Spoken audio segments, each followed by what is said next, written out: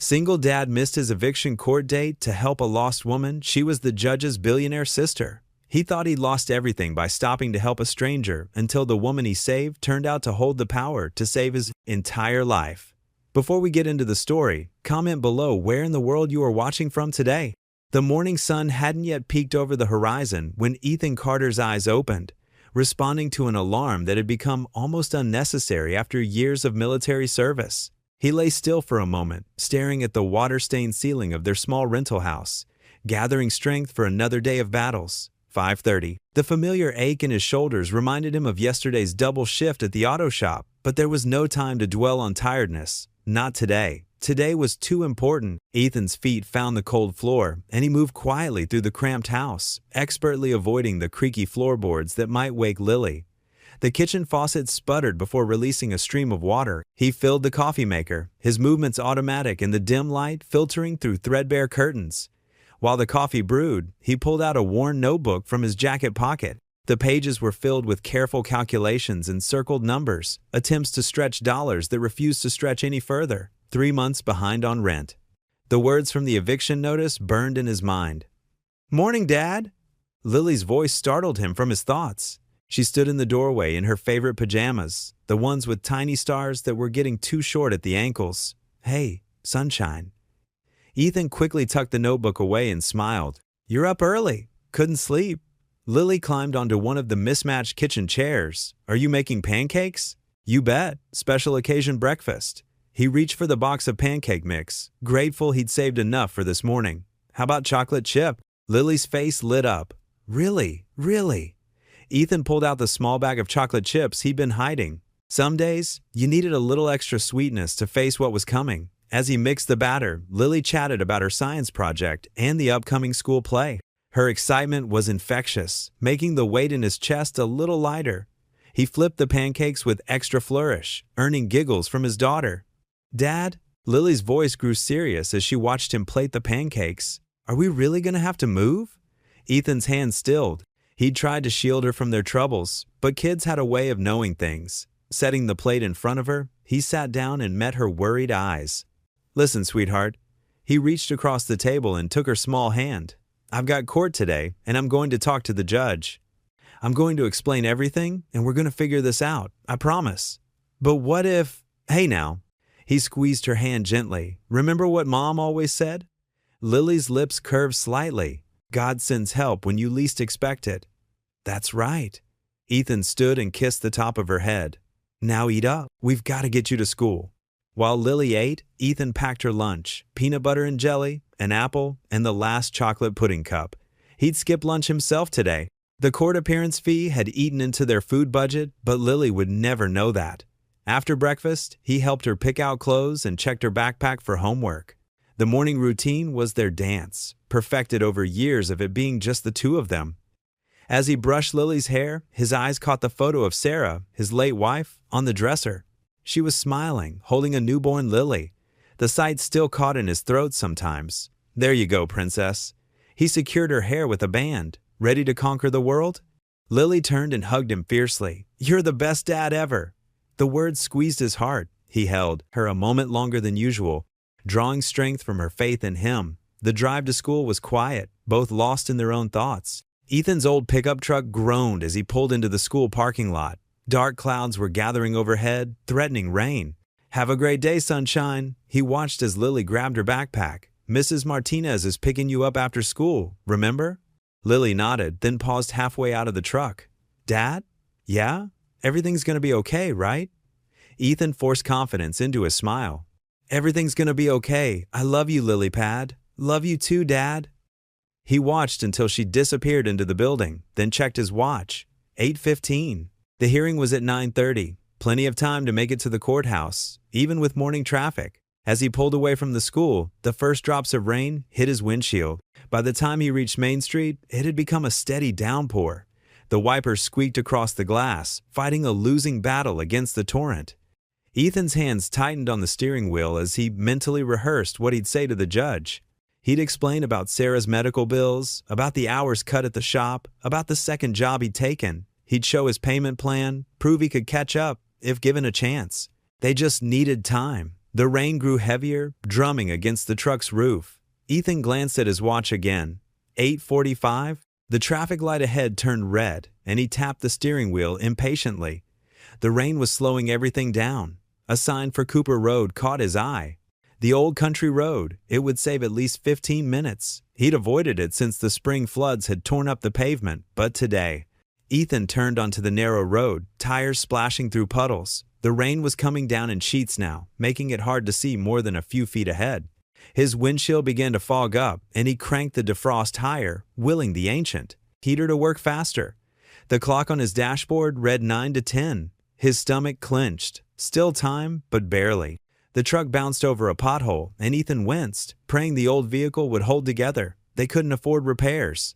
They couldn't afford anything right now. "Come on," he muttered, peering through the rain. "Just hold together a little longer." 9:15.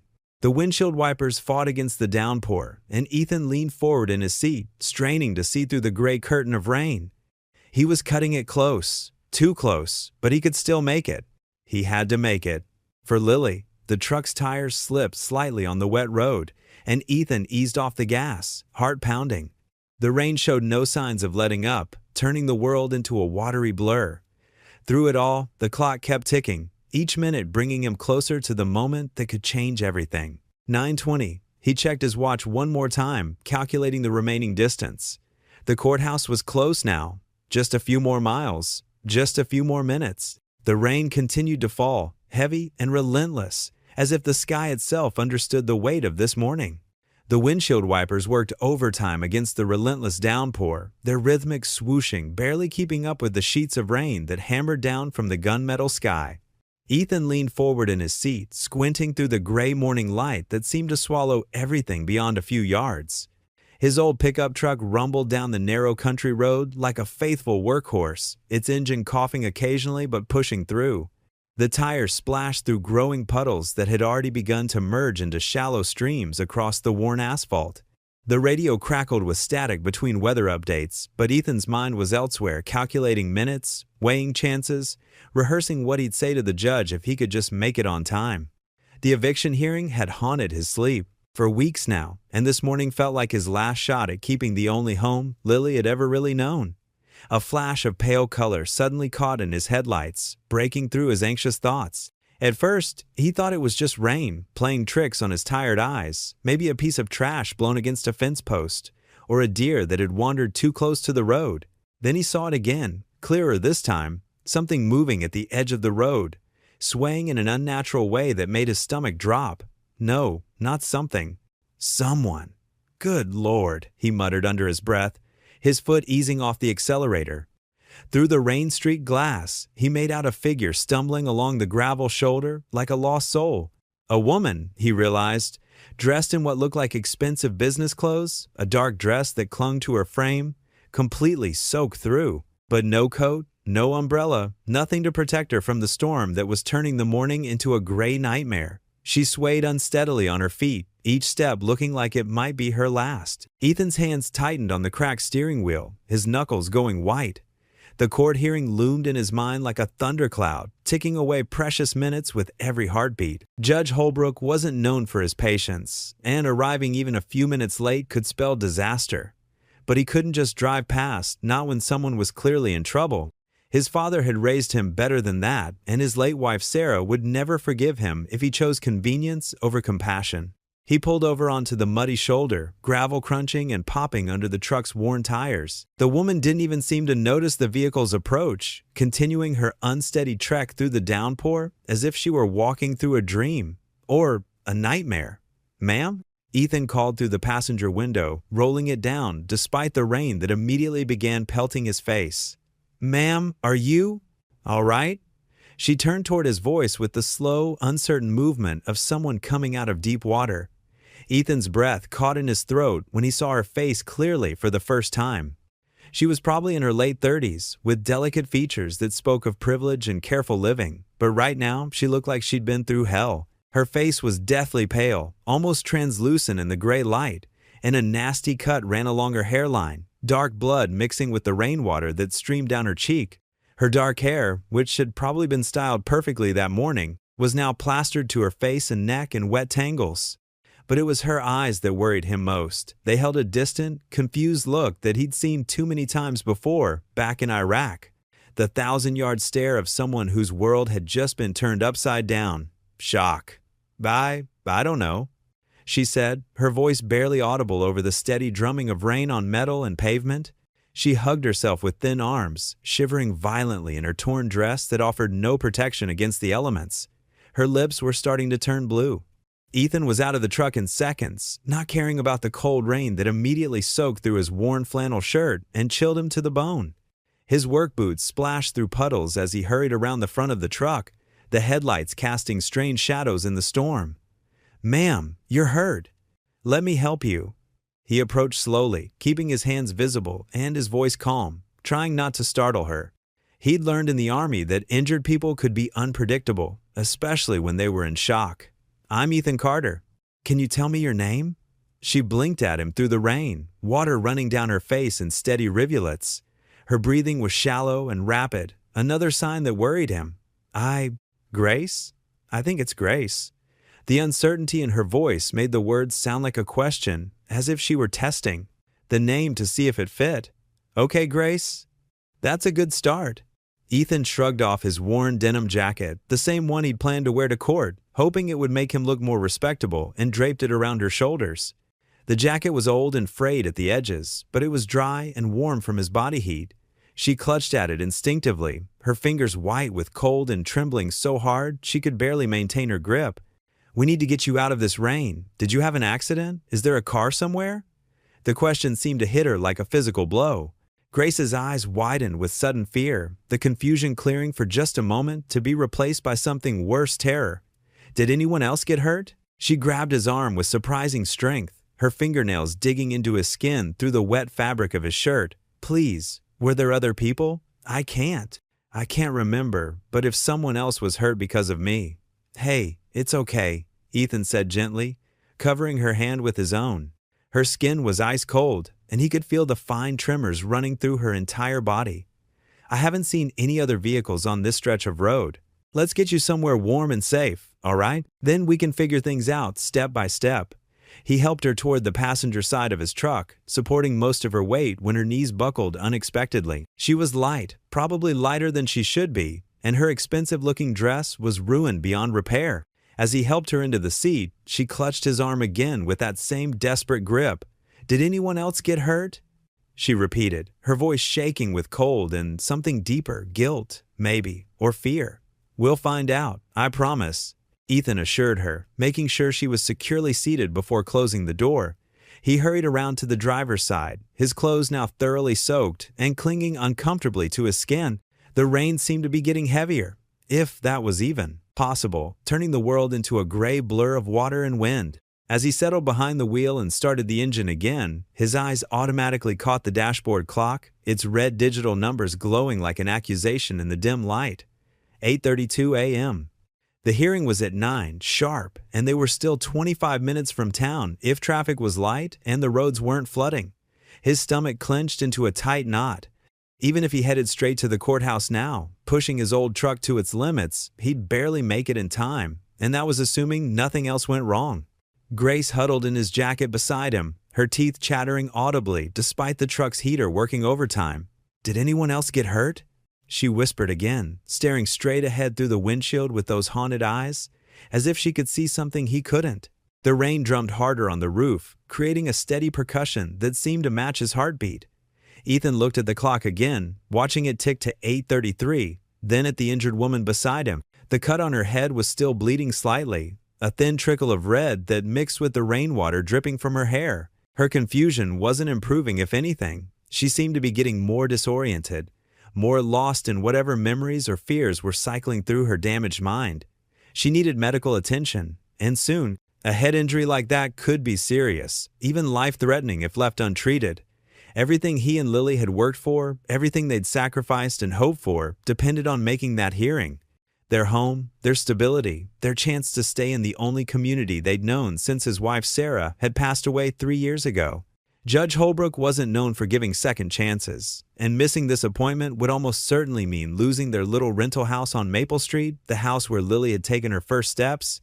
where Sarah had spent her last good days before. The cancer took her, where they'd built what little life they had left. But the woman beside him was hurt, lost, and clearly in need of immediate help. She kept asking about others being hurt, which suggested she might have been in a car accident, possibly a serious one. If she had a concussion or internal injuries, every minute could matter. He couldn't live with himself if something happened to her because he'd chosen a court date over a human life. The clock ticked to 8:34. Rain pounded against the windows with increasing fury, and somewhere in the distance, he could hear the rumble of thunder. Ethan sat with his hands gripping the steering wheel, staring out at the storm-darkened road ahead, facing a decision that he somehow knew would change everything. The rain drummed against the truck's roof as Ethan gripped the steering wheel, his knuckles white with tension. He reached for his phone, pressed play on the voicemail, and listened again to his lawyer's tired voice. "Mr. Carter, this is Bob Mitchell. Just reminding you that Judge Holbrook was crystal clear last time. He won't grant another continuance. Be there at 9 sharp or the eviction goes through automatically. I'm sorry, but that's how it is." Ethan glanced at the shivering woman beside him, wrapped in his worn jacket. Her expensive dress was soaked through, her mascara leaving dark trails down her cheeks. She stared straight ahead, trembling, lost in whatever fog had claimed her memories. "Grace?" he said softly. "Ma'am, can you remember anything else? Anyone I can call?" She shook her head slowly, her wet hair clinging to her face. I don't know. There was rain, and then..." Her voice cracked. "Why can't I remember?" The dashboard clock read 8:42 a.m., 17 minutes until court. His stomach clenched as he thought of Lily, of their little house with its creaky porch swing where they read stories together. One missed hearing and it could all be gone. But then he pictured Lily alone, confused, walking down a road in the rain. The thought made his chest ache. If it were Lily, he whispered, I'd pray someone would stop. He put the truck in gear and turned away from the courthouse, toward Miller's Diner on Route 40. "Hang in there, ma'am. We'll get you somewhere warm." Grace's shoulders relaxed slightly at his words, though her hands still trembled in her lap. The neon sign of Miller's Diner glowed through the rain like a lighthouse. Ethan parked close to the entrance and helped Grace from the truck. She stumbled, her legs unsteady, and he supported her elbow as they hurried through the downpour. A bell chimed as they entered. The diner was nearly empty, just a couple of regulars nursing coffee at the counter. Mary Miller, the owner, looked up from wiping tables and her eyes widened. "Land sakes, Ethan Carter, what's happened here?" "Found her on Maple Road," Ethan explained, guiding Grace to a booth. "She needs help, Mary. Could we get some coffee? And maybe a blanket?" "Of course, honey." Mary hurried to the back, returning with a faded quilt she kept for cold mornings. She wrapped it around Grace's shoulders while Ethan slid into the seat across from her. Steam rose from the coffee cups Mary brought, along with a plate of warm biscuits. "On the house," she said firmly when Ethan reached for his wallet. Grace wrapped her hands around the coffee cup, seeking its warmth. "Thank you," she whispered, "both of you. Can you remember anything now?" Ethan asked gently, "Where you were going? What happened to your car?" Grace's forehead creased with effort. "I was driving, I think. The rain was so heavy." She looked up suddenly, panic in her eyes. "My name? Why can't I remember my last name?" Tears spilled down her cheeks, and she pressed her hands to her face. Her shoulders shook with quiet sobs. "Hey, it's okay," Ethan said, his voice steady and calm, the same tone he used when Lily had nightmares. "You're safe now. That's what matters. I'm going to call for help, all right?" Grace nodded, wiping her eyes with a paper napkin Mary had brought. Ethan stepped away from the booth and dialed 911, explaining the situation. The dispatcher promised an ambulance within 15 minutes. When he returned to the booth, Grace had composed herself somewhat. She took small sips of coffee, color gradually returning to her face. "You're missing something important to be here," she said suddenly. "I saw you check your phone earlier. You had somewhere to be." Ethan glanced at his phone. 9:22 a.m. The hearing was long over. He slipped the phone back in his pocket and managed to smile. Nothing more important than making sure you're okay. They sat in comfortable silence until the ambulance arrived, its lights painting the rain-streaked windows red and white. 2 paramedics entered, their boots squeaking on the linoleum floor. As they checked Grace's vital signs and asked her questions, Ethan stood to leave. But Grace caught his hand, her grip surprisingly strong. "Wait," she said, "I don't even know your name." "Ethan." "Ethan Carter." "Ethan Carter," she repeated, as if memorizing it. I'll find you. I promise. Her blue eyes held his, filled with a certainty that seemed to break through her confusion. He squeezed her hand once before letting go. Take care of yourself, Grace.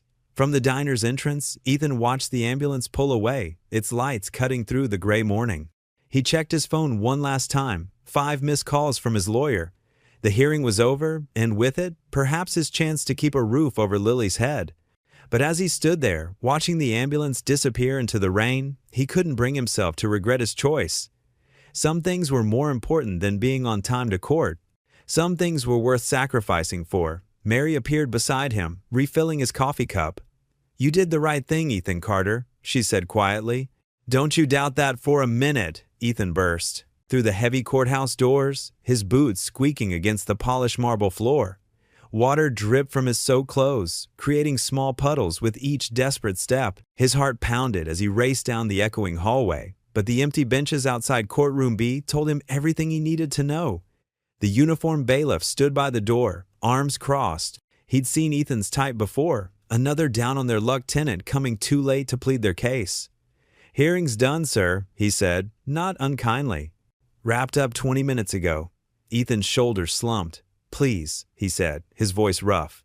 I just need 5 minutes with Judge Holbrook. There was an emergency on the road. Can't help you, the bailiff cut in. But he's still in there, reviewing cases. You can try your luck. Inside the courtroom, Judge Alan Holbrook sat at his imposing bench, reading glasses perched on his nose as he reviewed documents.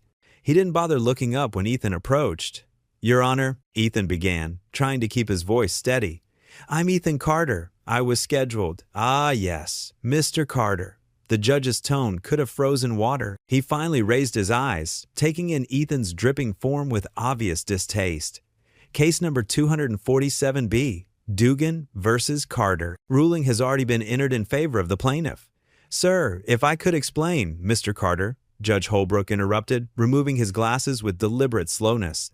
This was your third and final chance to appear. Your landlord, Mr. Dugan, has been more than patient with your repeated late payments. There was a woman on the road, Ethan pressed on, his words tumbling out. She was hurt, confused. I couldn't just leave her there in the rain. I got her to safety, waited for the ambulance. That's why I'm late. If you could just... Excuses don't pay rent, Mr. Carter. The judge's words fell like a gavel. Neither do good intentions. Mr. Dugan has bills to pay too, and you've exhausted his. Goodwill. The court has granted him possession of the property. Ethan's throat tightened. How long do we have? You and your daughter have 72 hours to vacate the premises. Judge Holbrook shuffled his papers, clearly dismissing him. Sheriff's office will enforce if necessary. Good day. Ethan stood rooted to the spot, the weight of failure pressing down on his chest. All he could think about was Lily's room, with its carefully arranged stuffed animals and the glow-in-the-dark stars they'd stuck on her ceiling together. 3 days to tear down the only home she'd known since her mother died. Your Honor, please, Mr. Carter. The judge's voice turned sharp. Don't make me call security. The ruling stands. Ethan's military training kicked in. When a battle was lost, you retreated with dignity. He straightened his back, gave a short nod, and turned away. His boots squeaked again on the marble floor, but this time each step felt heavier than the last. Outside the courthouse, the rain had finally stopped. Ethan sat in his truck for a long moment, hands gripping the steering wheel until his knuckles turned white. The dashboard clock reminded him it was time to pick up Lily from school. He drove slowly, using the time to compose himself. Lily was too smart. She'd see right through him if he didn't get his emotions under control. The elementary school came into view, its brick walls bright against the clearing sky. Children spilled out the front doors, their backpacks bouncing as they ran to waiting parents. Lily spotted his truck and came running, her dark pigtails flying. Her face glowed with excitement as she climbed in, immediately pulling something from her folder. Dad, look! She thrust a paper at him, beaming. I got all my spelling words right, even necessary and conscience. Ethan forced his lips into what he hoped was a convincing smile. That's amazing, sweetheart. He took the test, seeing the red A+ at the top, decorated with a gold star. I'm so proud of you. Miss Roberts said, I'm the only one who got them all right. Lily continued, bouncing in her seat. Can we put it on the fridge when we get home? The word home felt like a punch to the gut. Ethan swallowed hard, keeping his eyes on the road. Of course we can. Are you okay, Dad?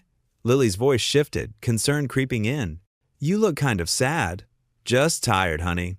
He reached over to squeeze her hand. It's been a long day. Did your meeting at the courthouse go okay? Ethan's chest tightened. He glanced at his daughter's hopeful face and couldn't bear to shatter her world. Not yet. Not when she was so happy about her test. We'll talk about that later, he said softly. Right now, I want to hear all about your day. Lily launched into a story about recess and her best friend Sarah, while Ethan nodded at all the right moments. But his mind was racing, calculating what they could fit in the truck, what they'd have to leave behind, where they could possibly go with his meager savings. The spelling test trembled slightly in Lily's hands as she held it up to the window, admiring the gold star in the sunlight breaking through the clouds. Can we stick it right in the middle of the fridge? She asked, where everyone can see it. Front and center, Ethan promised, his voice barely a whisper. He drove on, holding his smile in place like a shield, protecting his daughter's happiness for just a little while longer. The evening shadows stretched across their small living room as Ethan stirred the bright orange mac and cheese in a dented pot. The familiar smell filled their modest rental home, but tonight it carried a different weight. He divided the simple meal between two mismatched bowls, adding an extra scoop to Lily's portion. Dinner's ready, sweetheart, he called out, his voice steadier than he felt. Lily bounced onto their worn couch, her schoolbook scattered on the coffee table. Her dark hair was tied in, slightly uneven. Pigtails. She'd insisted on doing them herself this morning. The sight made Ethan's heart ache. She was growing up too fast, learning to be independent because she had to. Can we eat here tonight? Lily asked, patting the couch cushion beside her. Please? Ethan normally insisted on proper meals at their small kitchen table, but tonight was different. Sure, honey, just this once. He settled beside her, handing over her bowl. Lily took a big bite, then studied her father's face with those observant eyes that reminded him so much of her mother's.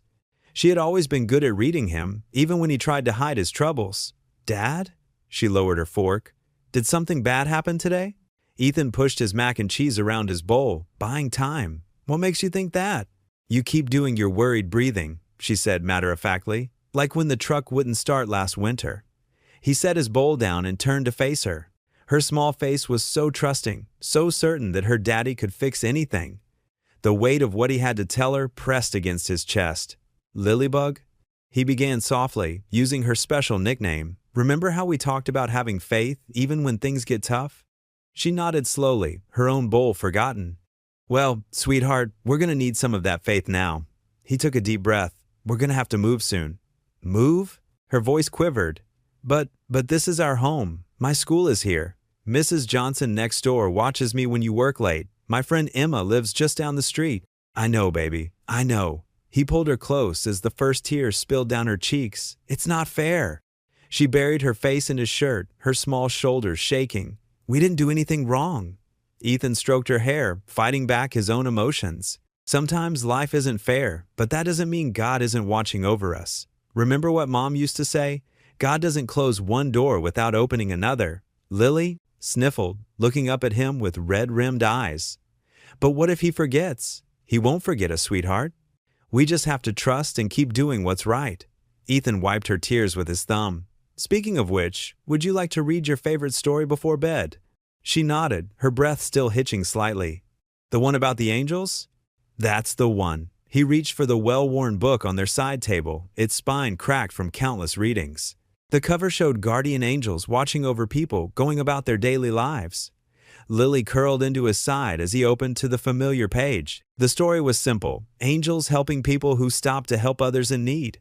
It had been her mother's favorite book to read to her, and now it was their special nighttime ritual. Sarah was running late to her important meeting. Ethan began reading, his voice taking on the gentle cadence that always soothed Lily. But when she saw the old man struggling with his grocery bags, she knew what she had to do. As he read, Lily's sniffles gradually subsided. Her head grew heavy against his arm, and her breathing deepened. The story's message of kindness being rewarded touched him differently tonight, thinking of the woman he'd helped in the rain. When the story was finished, he carried his half-sleeping daughter to her small bedroom. The walls were covered with her artwork, bright crayon drawings of their family, including one of her mother as an angel watching from above. Ethan tucked her into bed, making sure her favorite stuffed rabbit was beside her. Lily stirred slightly. Dad? Yes, sweetheart. Even if we move, we'll still be together, right? Always, he promised, kissing her forehead. Nothing will ever change that.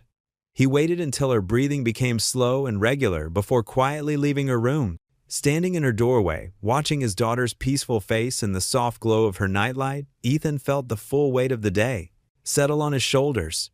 Lord, he whispered into the darkness, his voice barely audible, I hope I did the right thing today.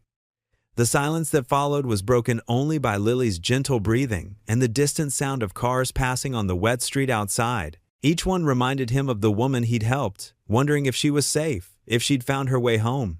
He couldn't bring himself to regret helping her, even though it had cost them so much. The cardboard box made a hollow sound as Ethan sealed it with packing tape. 2 days had passed since the eviction ruling, and the reality of their situation was sinking in with each item he wrapped and packed. Old photo albums, Lily's stuffed animals, kitchen supplies.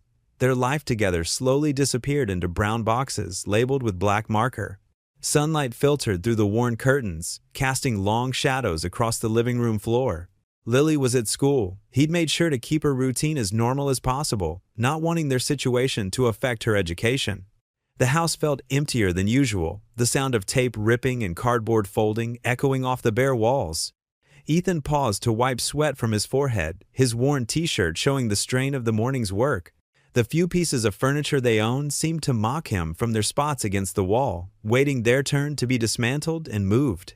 He tried not to think about where they'd go. The few extended-stay motels in town weren't exactly family-friendly, but they were running out of options.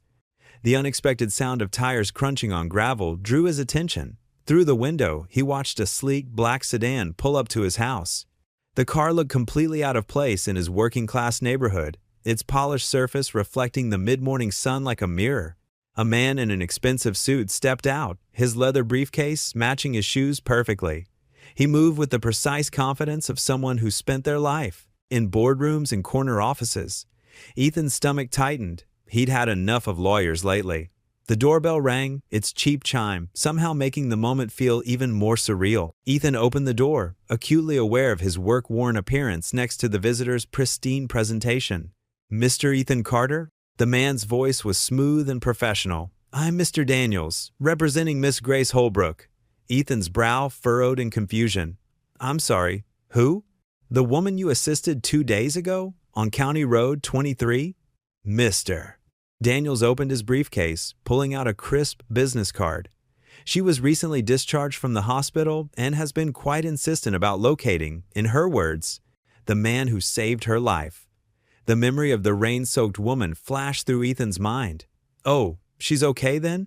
That's good to hear, but I really didn't do anything special. Mr. Daniels' expression softened slightly. Miss Holbrook disagrees. She's requested your presence at the Holbrook estate tomorrow morning. He produced an elegant envelope. She would like to thank you personally. Ethan raised his hands, shaking his head. Look, I appreciate the gesture, but I don't need any reward. Anyone would have done the same thing. Miss Holbrook anticipated your reluctance, Mr. Daniels said with a hint of amusement. She was quite clear that this invitation isn't about money. She simply wishes to express her gratitude face to face. Ethan glanced around at the half-packed boxes, feeling uncomfortable. I'm kind of in the middle of moving. The meeting won't take long, Mr. Daniels assured him, and Miss Holbrook can be quite persistent when she sets her mind to something. There was something in the lawyer's tone, a mix of respect and fond exasperation, that made Ethan reconsider.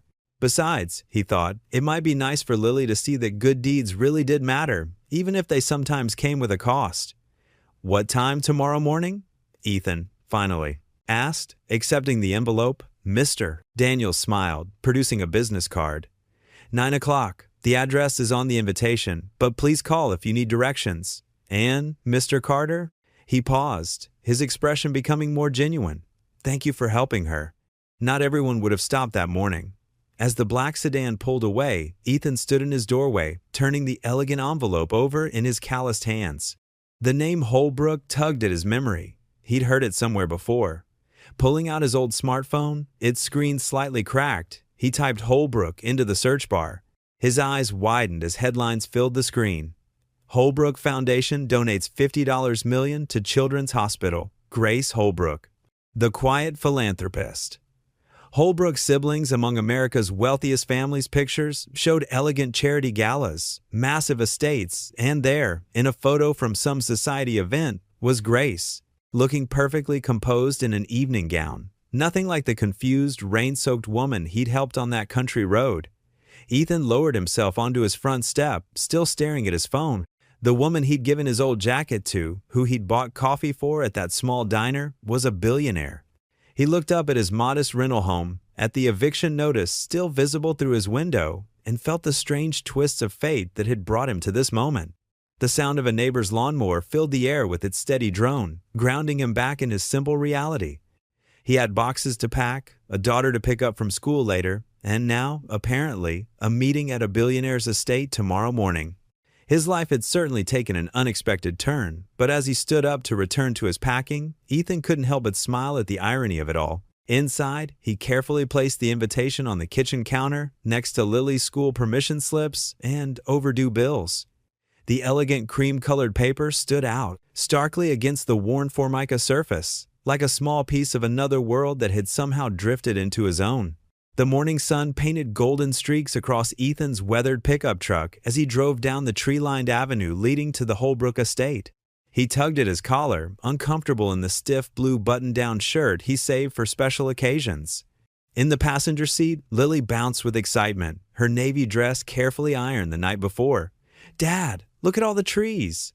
Lily pressed her face against the window. "They're so big." "Sure are, sweetheart." Ethan's hands tightened on the steering wheel as iron gates loomed ahead. A security guard waved them through, and the massive Tudor-style mansion came into view. Stone chimneys stretched toward the sky, and manicured gardens spread out in every direction. Ethan's old truck looked out of place as he parked near the circular fountain. He helped Lily out, her small hand warm in his, as they approached the grand front entrance.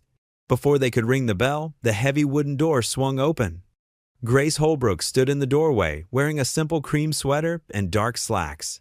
Though elegant, she seemed more fragile than Ethan remembered, her movements careful, her smile genuine but tired. Her eyes lit up when she saw them. "You came," she said softly. "I was worried you might not." "Ma'am?" Ethan nodded politely. "This is my daughter, Lily."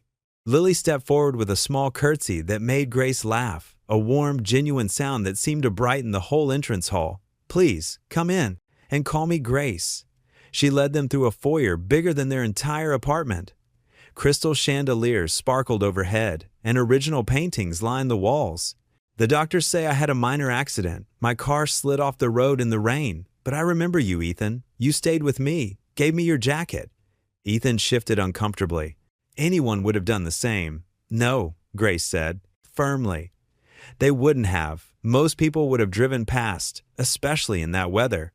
She paused near a window overlooking the gardens. "I've been different since the accident, more aware of what matters. My brother Alan says I'm not myself, but maybe I'm finally becoming who I should be."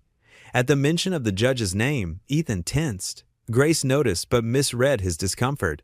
"Oh, don't worry about Alan's moods. He's been overprotective since we lost our parents. He means well, but lately." She trailed off, then brightened as Lily wandered over to a grand piano in the corner. "Do you play?" Grace asked her. Lily shook her head. "I always wanted to learn, but—" She glanced at her father, then fell silent. "Would you like to try?" Grace sat at the bench and patted the space beside her. Lily looked to Ethan for permission, then eagerly joined Grace. As Grace showed Lily simple scales, Ethan watched their heads bent together. Grace's elegant auburn waves next to Lily's messy brown ponytail. His daughter's face glowed with joy as she pressed each key, and Grace's patient instructions reminded him of his late wife's gentleness. "You have a wonderful daughter," Grace said, looking up at Ethan. "She has such a pure heart.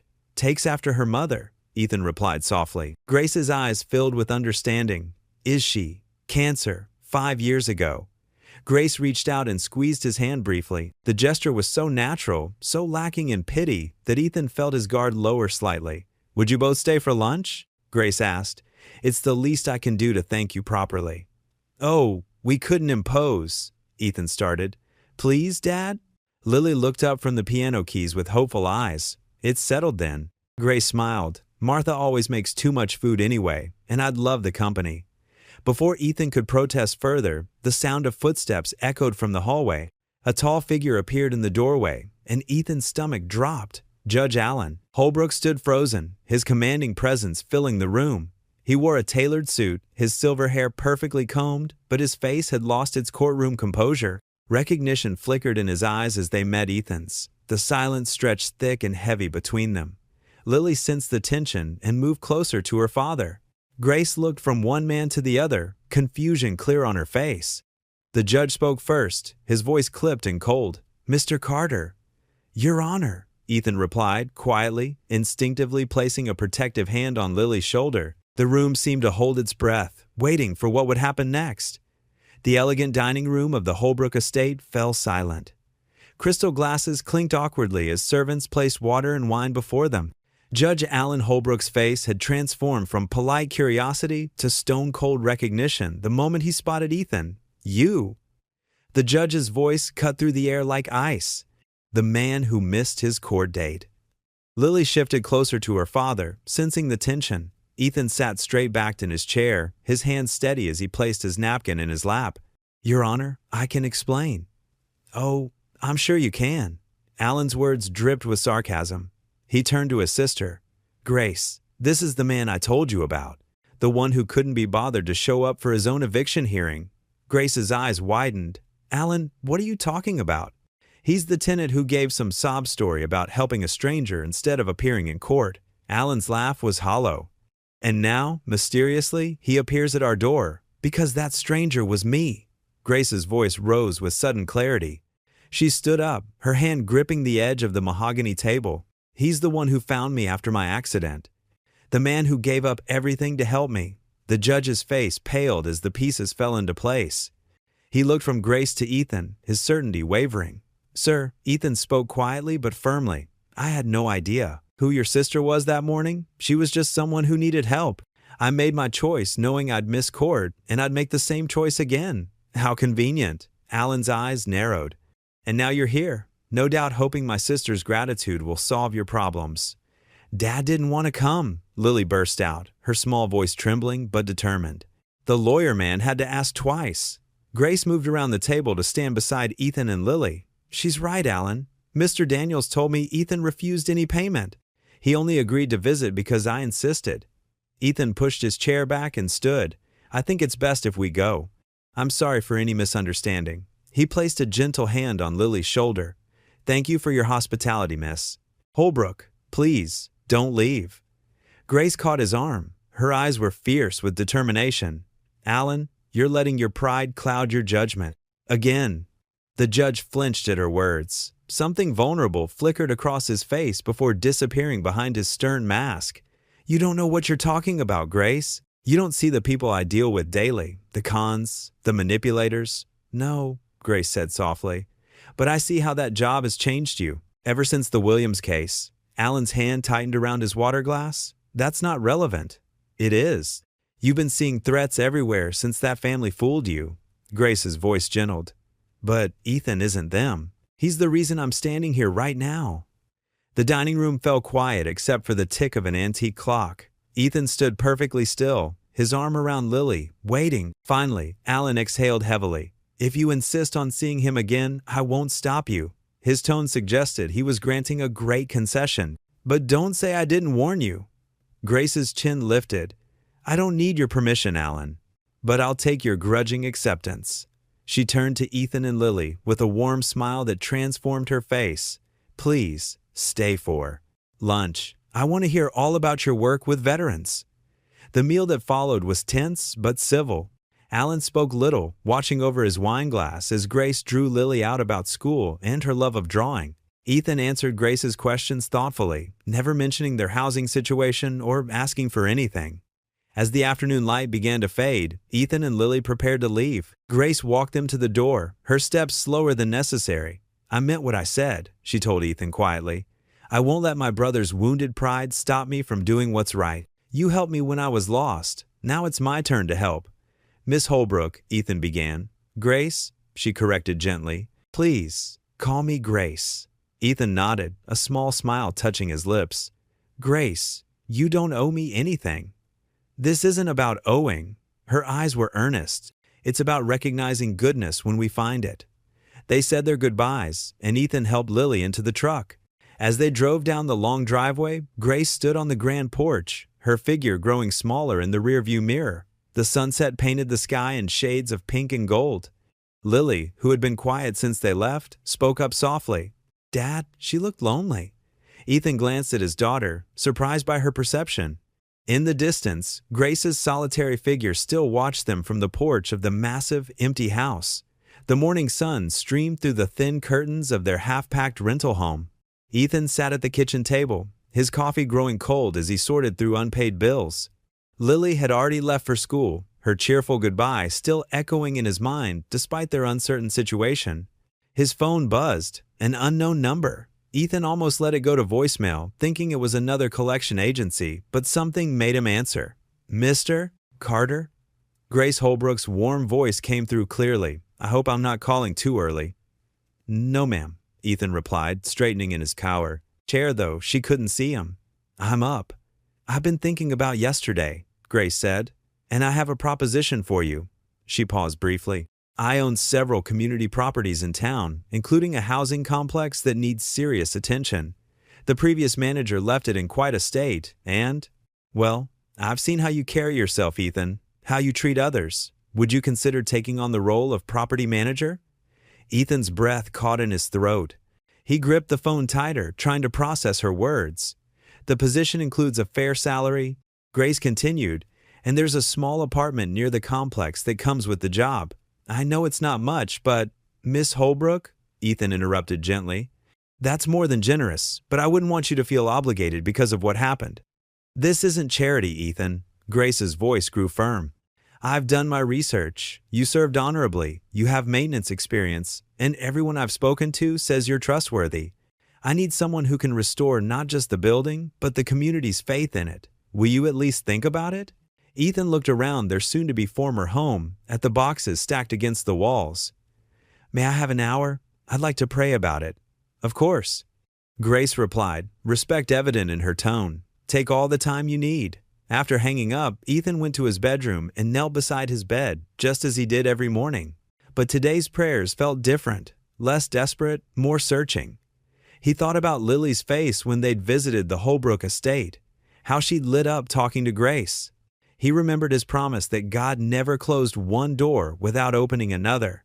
"Lord," he whispered, "if this is your way, make it clear." The answer came in waves of peace, settling over him like morning dew. An hour later, he called Grace back. "Yes," he said simply, "I accept." Grace arrived personally that afternoon with the paperwork, dressed more casually than at the estate in slacks and a sweater. She spread the documents across their kitchen table while Lily watched wide-eyed from her after-school snack.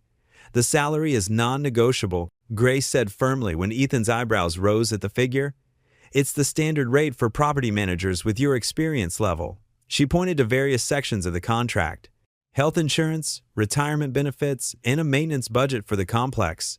The apartment has 2 bedrooms, small but clean. Ethan read through every page carefully, aware of both Grace's and Lily's eager gazes.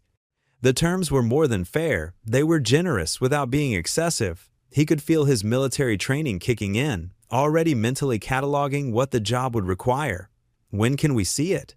Lily burst out, unable to contain herself any longer. Grace laughed, her entire face softening. "How about right now? I have the keys with me." They followed Grace's car in Ethan's old pickup, driving to a modest neighborhood on the east side of town. The apartment building wasn't fancy, but it had good bones, a solid 3-story brick structure with a small courtyard. Their new home was on the ground floor, close to the management office. "It needs some TLC," Grace admitted as she unlocked the apartment door, "but it's all yours to decorate as you please." Lily darted inside, her footsteps echoing through the empty rooms. The living room was bigger than their old one, with large windows that let in plenty of natural light. The kitchen had dated but well-maintained appliances, and both bedrooms had decent closet space. There's even a little garden patch out back. Grace pointed through the kitchen window. The previous manager's wife used to grow tomatoes there. Ethan stood in the center of the living room, taking it all in. The walls needed fresh paint, and the carpet could use a deep clean, but he could already see the possibilities. More importantly, he could see Lily's excitement as she planned where to put her books and stuffed animals. "When can we move in?" he asked. "The apartment's ready now," Grace replied. "Take the weekend to pack and settle in. You can start work on Monday." She handed him both sets of keys, one for the apartment, one for the office. "Welcome aboard, Mr. Carter." After Grace left, Ethan and Lily explored every corner of their new home. They measured spaces for their furniture and talked about paint colors. Lily disappeared into her room with her backpack and came out with paper and colored pencils. While she worked on whatever she was drawing, Ethan stood at the kitchen window, watching the sunset paint the sky in shades of pink and gold. "Thank you, Lord," he whispered, feeling tears prick at his eyes. "Thank you for always providing." "Dad," Lily called out, "come see." She'd drawn a picture of their new apartment building with surprising detail, right down to the brick pattern. Above the door, in careful rainbow letters, she'd written, "Home, sweet home." "Can we hang it up?" she asked, bouncing on her toes. "Right here?" She pointed to the wall beside the front door.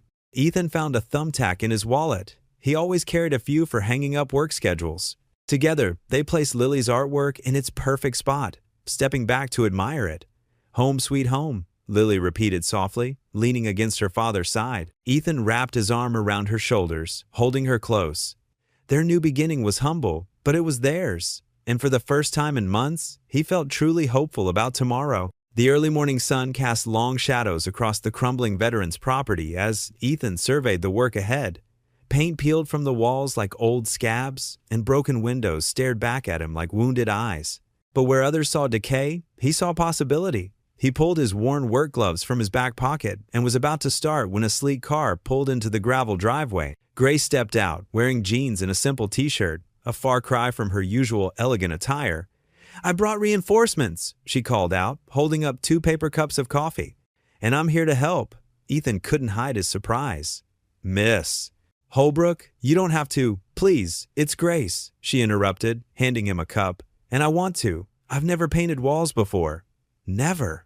Ethan couldn't help but smile, unless you count watercolors in finishing school. She wrinkled her nose, which I probably failed at too. They started with the community room, Grace watching intently as Ethan demonstrated proper painting technique. Her first attempts were messy, paint dripping down her arms, but she laughed it off.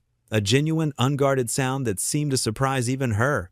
"I haven't done anything this real in years," she admitted, wiping her forehead with her sleeve and leaving a streak of pale blue. Day by day, more helping hands arrived. Mike, a former Marine with a prosthetic leg, brought his carpentry skills. Sarah, an Army veteran who'd struggled to find work, turned out to be a wizard with electrical systems. The property slowly transformed, not just physically, but spiritually, as old soldiers found purpose in rebuilding something together. Grace became a regular fixture, showing up each morning in increasingly casual clothes, her designer wardrobe replaced by paint-stained workwear. She took special interest in the kitchen renovation, determined to create a space where veterans could gather and share meals. One afternoon, while taking a break, she noticed Lily sitting alone, drawing in her notebook. "What are you creating?" Grace asked, settling beside her. "A piano," Lily replied, showing her the sketch. "Mom used to play, but we had to sell ours when she got sick." Grace's eyes softened. "There's a piano at my house, gathering dust. Would you like to learn?" Lily's face lit up. "Really?" And so began their afternoon piano lessons. Grace discovered she was a natural teacher, patient and encouraging. Lily's small fingers grew more confident on the keys, and the Holbrook Mansion's formal music room filled with simple melodies and childish giggles. But their growing friendship didn't go unnoticed. At the local grocery store, whispers followed Grace down the aisles. Shoppers pulled out phones, snapping photos when they thought she wasn't looking. One morning, Ethan found a tabloid magazine someone had left at the construction site, its cover showing Grace in her work clothes, helping him carry lumber. "You shouldn't have to deal with this," Ethan said when he showed it to her, concern etched on his face. Grace just shrugged, picking up her paint roller. "For once in my life, I don't care what people think. This matters more." The property took shape like a flower blooming in fast forward. Fresh paint brightened the walls, new windows sparkled in the sun, and the garden came alive with vegetables and flowers planted by volunteer hands. The veterans who helped build it already called it home, gathering in the evening to share stories and hope. One evening, as the sun painted the sky in amber and rose, Ethan and Grace sat on the newly finished back porch. The air smelled of fresh paint and coffee, and somewhere inside, they could hear Lily practicing her piano scales. "I never thought I'd enjoy manual labor so much," Grace said, holding her mug with paint-stained hands. "It gets in your blood," Ethan replied. "Reminds you what's real. Is that why you seem different lately? More at peace?" Ethan considered this, watching the sunset deepen. "You know, after Jenny, my wife, passed, I thought I'd never feel settled again. Like I was always running from something." He paused, surprised by his own openness. But here, watching this place come back to life, seeing Lily happy, he gestured to the property around them. "It feels right. Like we're exactly where we're supposed to be." Grace smiled, understanding in her eyes. "It feels like home." They sat in comfortable silence as the day's last light faded, listening to Lily's imperfect but determined playing drift through the open windows. For the first time since losing Jenny, Ethan felt the weight on his shoulders lift. He wasn't just existing anymore, he was living. The peace that settled over him was as real as the coffee in his hands, and the woman beside him, who'd somehow become such an important part of their lives. The morning had started with such promise. Ethan stood amid piles of fresh lumber and paint cans, directing a small crew of local veterans he'd hired for the renovation. The old building's bones were good, it just needed someone to believe in it again. A black Mercedes rolled up the gravel drive, its pristine finish out of place among the work trucks and toolboxes. Judge Alan Holbrook stepped out, his perfectly pressed suit a stark contrast to the dusty construction site. His presence made the air feel heavier, like storm clouds gathering. "Quite the project you've taken on here," Alan said, his voice dripping with barely concealed disdain as he picked his way carefully around a stack of drywall. Ethan straightened his shoulders, wiping his hands on his work jeans. "Yes, sir, we're making good progress. The East Wing is almost ready for—" "Spare me the details." Alan cut him off, scanning the property with critical eyes. "Where's my sister?" As if on cue, Grace emerged from the building's main entrance, her usually pristine clothes spotted with paint, a genuine smile brightening her face. When she saw Alan, her smile faltered slightly. "Alan, what brings you here?" "A brother's concern." He gestured for her to follow him away from the workers. Ethan tried to focus on reviewing blueprints, but fragments of their conversation carried across the yard. "This is beneath you, Grace." Alan's voice rose with frustration. "Playing charity worker in some rundown, it's not charity, Alan, it's purpose." Grace's voice was firm but kind. "For the first time since the accident, I feel like I'm doing something real." "Real?" Alan scoffed. "What's real is how convenient it was for him to find you that morning, how perfectly tragic his story is. He's manipulating you, can't you see that?" Ethan's hands tightened on the blueprints, but he kept his eyes down, letting them work through their family matter. The other workers sensed the tension and found reasons to drift toward the far end of the property. "You want to know what's real?" Grace's voice took on an edge Ethan had never heard before. "He gave when he had nothing. Nothing, Alan. He missed his court date, your court date, to help a stranger. He didn't know who I was. He didn't ask for anything in return." "Oh, please. Everyone wants something." "Yes, they do. He wants to help people. What do you want, Alan? To control everything? To never trust anyone?" Their voices lowered, but Ethan could see Alan's face reddening. After a few more heated exchanges, the judge stormed back to his car, gravel crunching under his expensive shoes. He paused at the driver's door, looking back at Grace. "When this blows up in your face, don't expect me to clean up the mess." The car door slammed, and the Mercedes peeled out of the lot, leaving a cloud of dust in its wake. Grace stood for a moment, collecting herself, then walked over to Ethan. "I'm sorry you had to hear that." "No need to apologize," Ethan said quietly. "He's your brother. He's trying to protect you. I don't need protection from good people." She touched his arm briefly, then managed a small smile. "Now, where were we with that East Wing?" The rest of the day passed in a blur of work, but Alan's words echoed in Ethan's mind.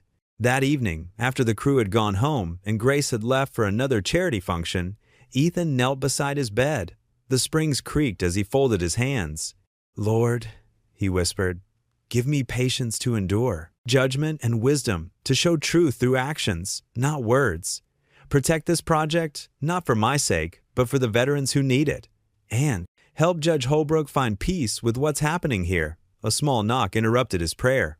Lily stood in the doorway of their modest apartment, already in her pajamas with her stuffed bear tucked under one arm. "Dad?" she asked, climbing onto the bed beside him. "Why does that man hate you?" Ethan pulled her close, breathing in the sweet smell of her strawberry shampoo. "How do you explain prejudice and pride to a 10-year-old? He doesn't hate me, sweetheart. Sometimes when people see truth, real truth, it makes them uncomfortable. Like when I told Tommy his new haircut looked funny." Ethan chuckled despite himself. "Not exactly. More like, remember when you were afraid to try the monkey bars because you thought you'd fall?" Lily nodded against his shoulder. "And remember how mad you got when Sarah said you could do it if you just tried? Sometimes people get scared or angry when others show them a different way of seeing things. Judge Holbrook sees the world one way, and it's hard for him to accept that there might be other ways to look at it." "But Grace sees it, right?" Lily asked. "She sees the good stuff." "Yes, she does." Ethan smoothed her hair, "and that's what makes her special. She's willing to look past what things seem to be and see what they could be." "Like our new home?" "Exactly like that." Lily yawned and snuggled closer. "I think Judge Holbrook just needs to try the monkey bars." Morning light streamed through broken windows as Ethan and his crew of veterans tackled the shelter renovation with determined hands and grateful hearts. Days blended into weeks like watercolors in rain, each sunrise bringing new progress and small miracles. Mike, a former Marine with a gift for carpentry and stories that could make a grown man laugh until his sides hurt, crafted sturdy shelves with the precision of a surgeon. His weathered hands moved with muscle memory, each cut and joint perfect despite the tremor that sometimes plagued his left fingers. A souvenir from Fallujah. Tom, who'd served 2 tours in Afghanistan and still flinched at loud noises, revealed hidden talent with a paintbrush that surprised everyone, including himself. He worked in focused silence, transforming ugly walls into smooth canvases of hope. The rhythmic motion seemed to calm something restless inside him, and Ethan noticed how the younger veteran's shoulders gradually relaxed as the days passed. Grace arrived most mornings in casual clothes that grew progressively more paint-splattered and wonderfully lived in, carrying coffee and donuts for everyone like some kind of fairy godmother in designer jeans. Her carefully curated outfits, the kind that cost more than most people's monthly rent, gradually gave way to practical jeans and work shirts that actually fit her spirit. Her perfectly styled hair, usually the work of expensive stylists, often found itself tucked under a baseball cap she'd borrowed from Ethan and somehow never returned. The transformation wasn't just in her appearance. Her smile grew more genuine with each passing day, her laugh more frequent and unguarded. The polished mask she'd worn for years was slowly peeling away like old wallpaper, revealing something beautiful and authentic underneath. "You're getting pretty good at this," Ethan said one afternoon, pausing in his own work to watch her carefully paint trim work in the main hallway. Her tongue peeked out slightly in concentration, and there was a small streak of white paint on her cheek that she hadn't noticed. She'd been coming every day for 3 weeks now, working alongside everyone else without complaint or special treatment. Turns out money can't buy skill. Who knew? Grace joked, but there was a hint of something deeper in her voice, a vulnerability that hadn't been there when they first met. She set down her brush with deliberate care, wiping her hands on her increasingly paint-stained jeans. "You know, after our parents died when I was 16, Alan and I, we handled it differently. He threw himself into law school like a man possessed, and I—" She paused, staring at the fresh paint as if seeing something else entirely. Perhaps the ghost of the girl she used to be before grief and wealth changed everything. "I just kept acquiring things. Bigger house, fancier car, more elaborate charity galas. Like I could fill the empty space with stuff, with noise, with anything that would keep me from sitting still long enough to feel the loss." Her voice softened to almost a whisper. "Until that morning in the rain, I'd forgotten what it felt like to just be human. To do something that mattered without photographers or tax write-offs or people telling me how generous I was." Ethan nodded, understanding flickering in his weathered eyes. He'd seen that look before, in the mirror, in the faces of his fellow veterans, in anyone who'd lost something precious and tried to fill the hole with everything except what they really needed. They worked in comfortable silence for a while, the steady brushstrokes almost meditative, punctuated only by the distant sound of Mike's hammer and Tom's quiet humming. Around them, the shelter was slowly coming alive, like a patient recovering from a long illness. New drywall replacing crumbling plaster that had seen too many winters, fresh paint covering years of neglect and broken dreams. The smell of sawdust and paint mixed with hope and determination, creating something that felt almost sacred. During lunch breaks, the crew shared stories over sandwiches and thermos coffee, their laughter echoing through half-finished rooms like music from a better world. Grace sat cross-legged on the dusty floor with them, her expensive jeans getting dirty and not caring one bit, soaking in their camaraderie and resilience. Like a plant finally finding sunlight. She watched Ethan lead with quiet strength, the way he instinctively knew exactly when someone needed encouragement or space, when to push and when to listen. One quiet afternoon, as they sorted through donated furniture that kind neighbors had contributed, a oak dresser with one wobbly leg, chairs that had seen better decades, lamps that just needed new shades. Ethan spoke about Sarah, his late wife. His voice was soft but steady, years of grief tempered by acceptance and love that death couldn't touch. She was diagnosed while I was overseas, he said, running his calloused hand along a restored dresser they'd spent hours sanding and staining. Stage 4 pancreatic cancer. By the time I got emergency leave and made it home, the doctor said it had spread everywhere. She was so small in that hospital bed, but her eyes. He smiled slightly, lost in memory. Her eyes were still fierce. She made me promise to keep finding joy, to show Lily that life is still beautiful even when it breaks your heart. She said bitterness was just love with nowhere to go. Grace touched his arm gently, her fingers light against his work-worn sleeve. She'd be proud of you, Ethan. The way you've kept that promise, the way you're raising Lily, the way you saved a stranger in the rain when you had every reason to think only of yourself. Days flowed into each other like a gentle river, marked by small victories that felt enormous. A repaired roof that no longer leaked when storms came, new windows installed that let in warm light instead of cold drafts, walls painted in colors that welcomed rather than warned away. The veterans worked with quiet purpose, many finding healing in the simple act of rebuilding something broken, of taking chaos and making it whole again. Grace noticed how Ethan always seemed to know which tasks would best suit each person's needs on any given day. He gave Mike the detailed carpentry work that required focus and precision. He assigned Tom the painting that calmed his restless spirit. When James, the newest addition to their crew, arrived shaking from nightmares and withdrawal, Ethan put him on simple tasks, sorting nails, cleaning tools, until his hands grew steady and his eyes grew clear. The transformation wasn't just in the building. Grace watched the men open up like flowers after rain, share their struggles without shame, support each other through dark moments. She saw how Ethan's quiet faith touched everyone around him, not through preaching or Bible verses, but through consistent kindness and unwavering belief in second chances, in the possibility of redemption for anyone willing to do the work.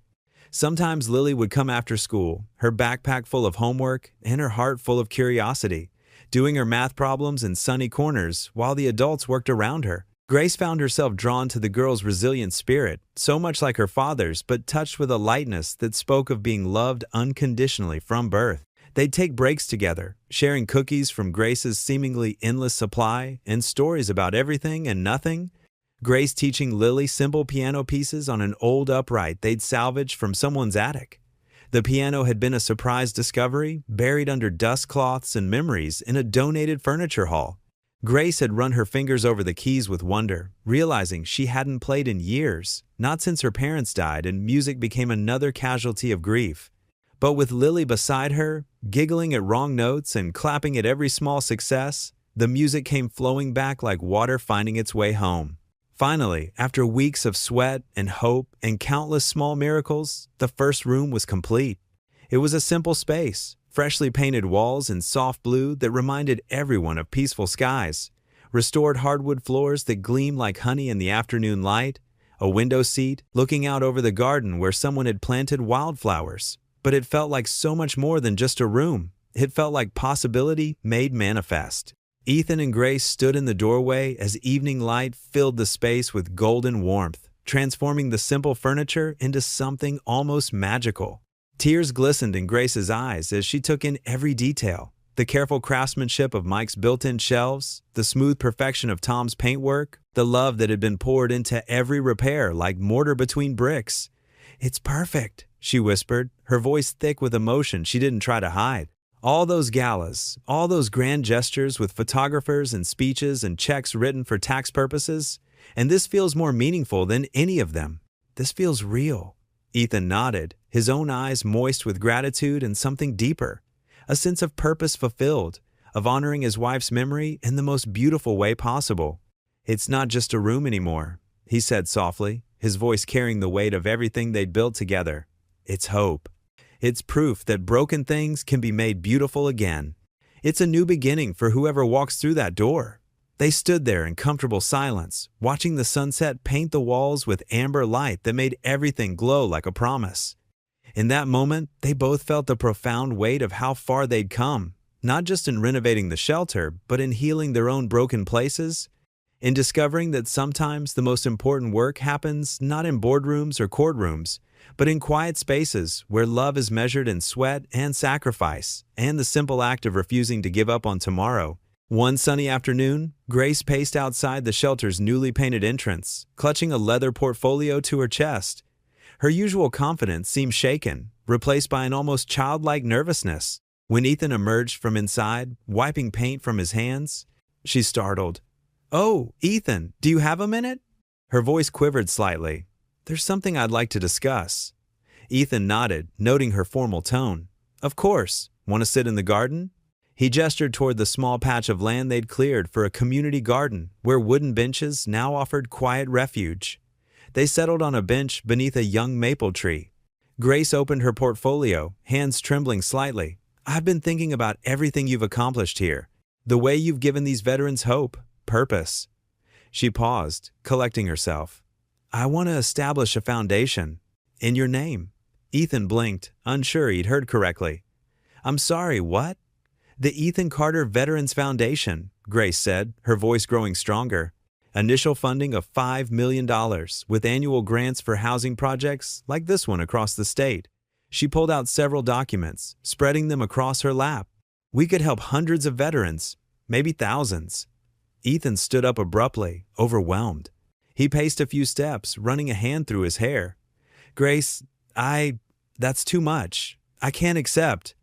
"It's not about accepting," Grace interrupted gently. "It's about continuing what you've already started. You've shown me what real change looks like, Ethan. Not fancy galas and photo ops, but actual hands-on work that transforms lives." He turned back to face her, throat tight with emotion. "Why my name, though? This is your vision, too." Grace's eyes softened. "Because you taught me what true service means. That day in the rain, you chose to help a stranger, even though it cost you everything." She stood, moving closer. "Your name on this foundation would remind everyone that one person's compassion can change the world." Ethan felt tears threatening and quickly blinked them away. He thought of his late wife, how she'd always believed in him, even when he doubted himself. "I don't know what to say." "Say yes." Grace smiled, touching his arm lightly. "We'll start small, build it right. Alan's already agreed to attend the launch event." "Alan?" Ethan's eyebrows shot up. Grace laughed softly. "Well, agreed might be stretching it. Let's say he's been strongly encouraged to make an appearance. For family unity, of course." They spent the next hour reviewing Grace's plans. She'd thought of everything: support programs, job training, counseling services. Ethan contributed ideas from his military experience, while Grace took notes in her elegant handwriting. Their heads bent close together over the documents. They barely noticed the afternoon slipping away. As the sun began to set, casting long shadows across their makeshift garden, Grace looked up to find Ethan watching her with an expression that made her heart skip. Something unspoken passed between them, a current of feeling neither dared to name.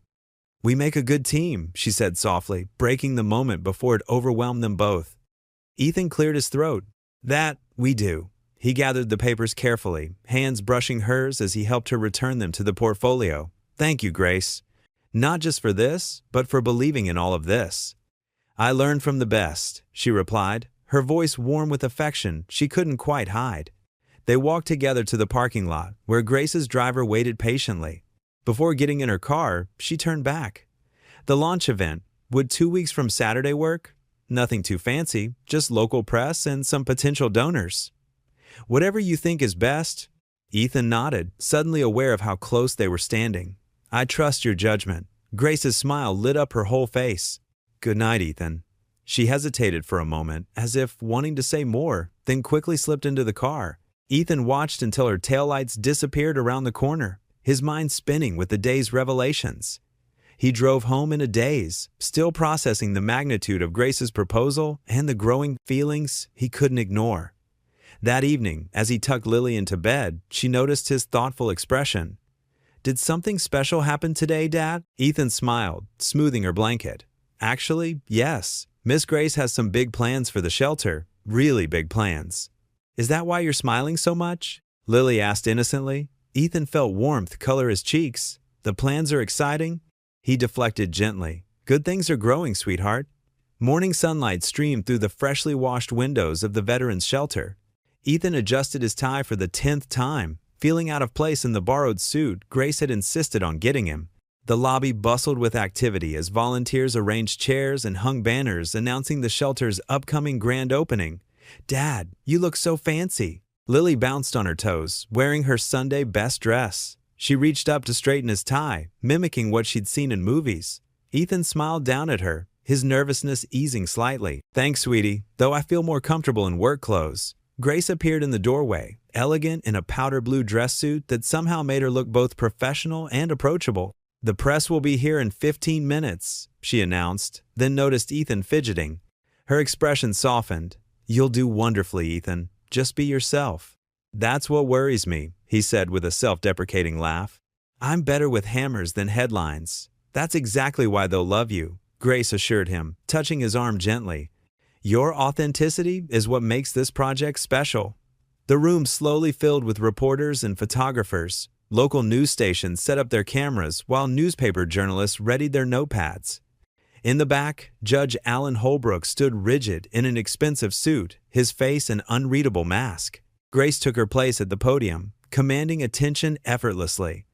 "Thank you all for coming today," she began, her voice clear, confident. "What you see around you isn't just a building project, it's a testament to the power of human kindness." She gestured to Ethan, who stood quietly to the side. 2 months ago, I was in a car accident on a rainy morning. Disoriented and afraid, I might have been seriously hurt if not for one man's selfless choice to stop and help a stranger. Her voice caught slightly. Ethan Carter didn't know who I was. He didn't stop because I was Grace Holbrook. He stopped because someone needed help.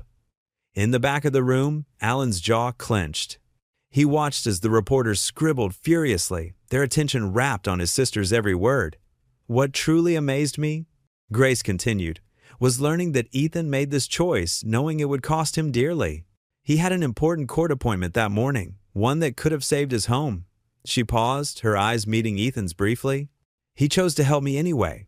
The reporters turned to look at Ethan, who stood straight but humble, his hand resting protectively on Lily's shoulder. Camera flashes lit up the room. "This veterans' shelter isn't just about providing housing," Grace explained, gesturing to the renovated spaces around them. "It's about recognizing and supporting the kind of character that puts others first. That's why I'm announcing today the creation of the Carter Veterans Foundation." Murmurs rippled through the crowd. Alan shifted uncomfortably, his knuckles white where he gripped his briefcase. A reporter raised her hand. "Mr. Carter, how does it feel to go from facing eviction to running a foundation?" Ethan stepped forward, his voice steady despite his nerves. "I'm grateful, but this isn't about me. It's about the veterans who need a second chance, just like I got one. Sometimes the hardest part of coming home is finding your place again." More questions followed. Ethan answered each one with straightforward honesty, while Grace expertly handled the business details. They stood side by side, their natural rapport evident to everyone watching. "Miss Holbrook, some might say this is an unusual partnership. What made you trust Mr. Carter with such responsibility?" Grace smiled warmly. "Spend 5 minutes with Ethan Carter and you'll understand why. He transforms every challenge into an opportunity to help others. The real question is, how could I not trust someone who gives so freely of himself?" Throughout the interviews, Alan remained silent, watching the scene unfold like a judge observing testimony. His expression darkened with each praise heaped upon Ethan, each warm glance between his sister and the former soldier. As the event wound down, photographers asked for pictures. Grace and Ethan stood together near the shelter's entrance, Lily between them. They smiled naturally, comfortable in each other's presence. "One more, please." called a photographer. Miss Holbrook, maybe put your hand on Mr. Carter's arm? Grace complied, and something in their body language, the way Ethan instinctively steadied her, the genuine joy in their expressions, captured perfectly what words couldn't express. The cameras clicked rapidly. Later that evening, as the sunset painted the sky in soft oranges and pinks, that same photo appeared on several news websites. Grace and Ethan's smiling faces looked out from screens across the city, their eyes bright with shared purpose and unspoken connection. In his study, Alan Holbrook sat in his leather chair, staring at his tablet. The headline above the photo read, "Billionaire Heiress and Small-Town Hero?" His jaw tightened as he read the glowing article about the foundation, about Ethan's integrity, about Grace's transformation since her accident.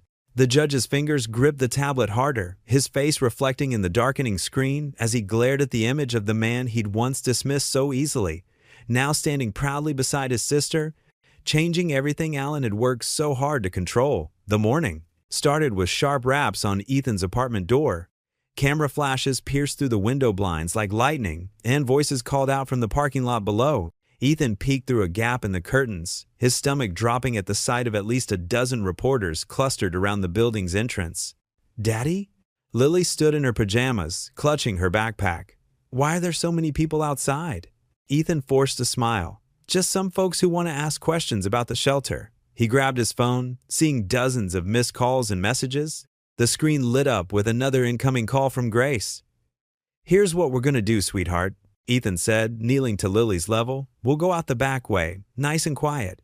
Keep your head down and stay close to me, okay?" Lily nodded, her eyes wide with worry. "Are we in trouble?"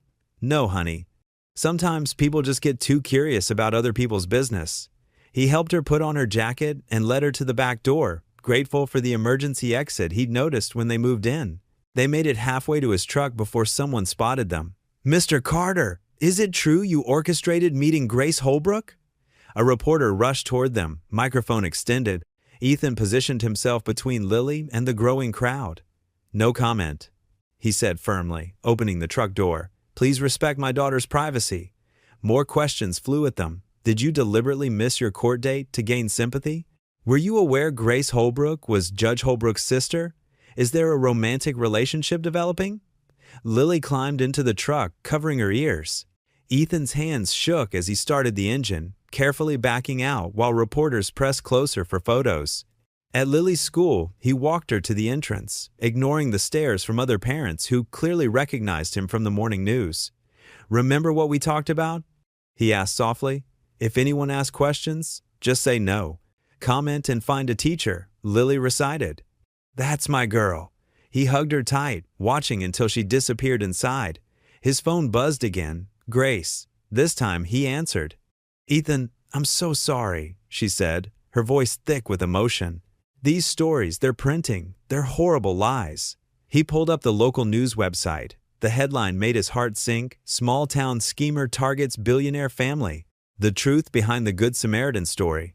The article twisted everything, suggesting he'd known who Grace was all along and deliberately missed court to create a sympathetic narrative. "Grace, none of this is your fault," he said quietly. "Alan is furious," she continued. "He's been calling all morning, demanding I." Her voice cut off as another voice boomed in the background. "Grace, end this call immediately." Judge Holbrook's commanding tone carried clearly through the phone. "No, Alan, I won't," Grace shot back.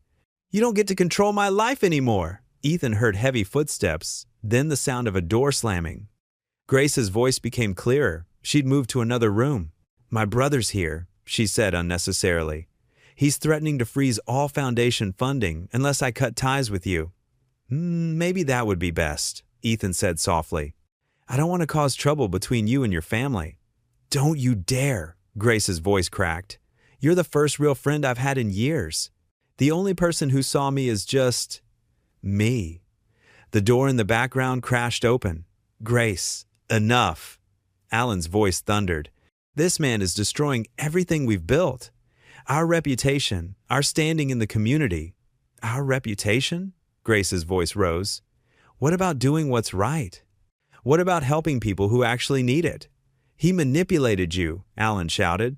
He saw an opportunity when you were vulnerable, and he gave up everything to help me, Grace screamed back. He missed your court date because he was saving my life. And how?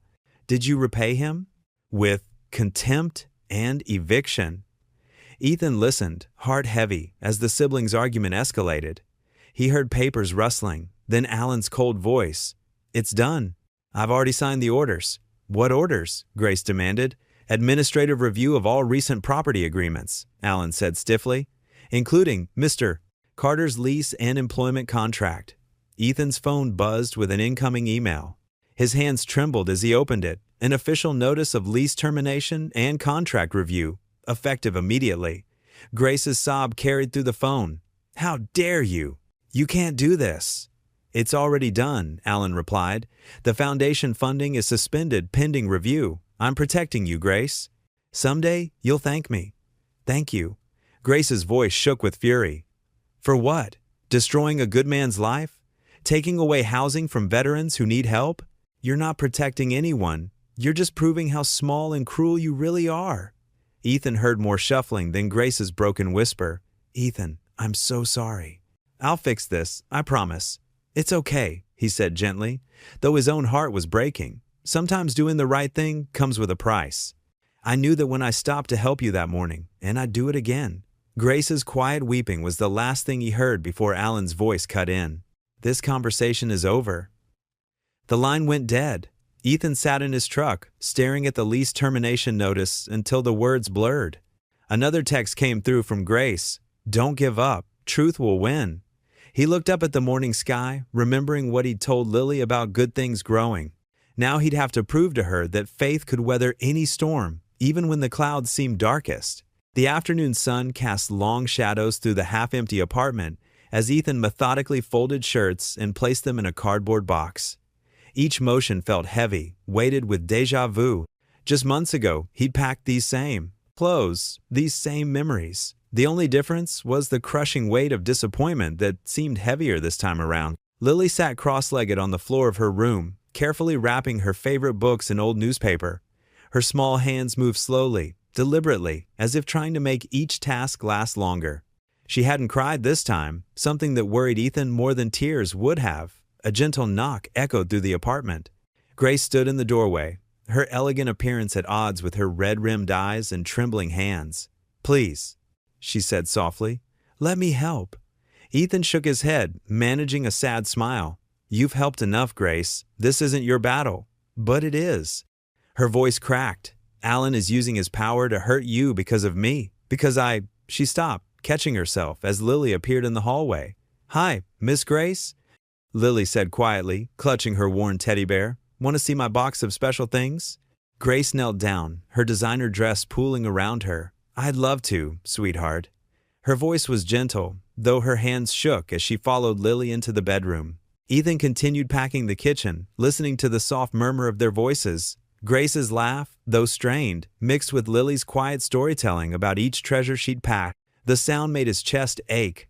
Later, when Lily went to pack her school supplies, Grace approached Ethan again. I can fight him, she whispered fiercely. I have resources, lawyers. And he's your brother, Ethan interrupted softly. Grace, I won't be the reason you lose your family, but you and Lily are.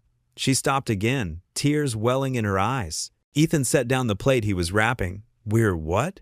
Important to me, she finished, but her eyes said more. You showed me what real kindness looks like, what faith looks like in action, not just words. Then let me show you one more time, Ethan said gently. Sometimes faith means accepting that the path God has for us isn't the one we imagined. Grace's shoulders slumped. It isn't fair.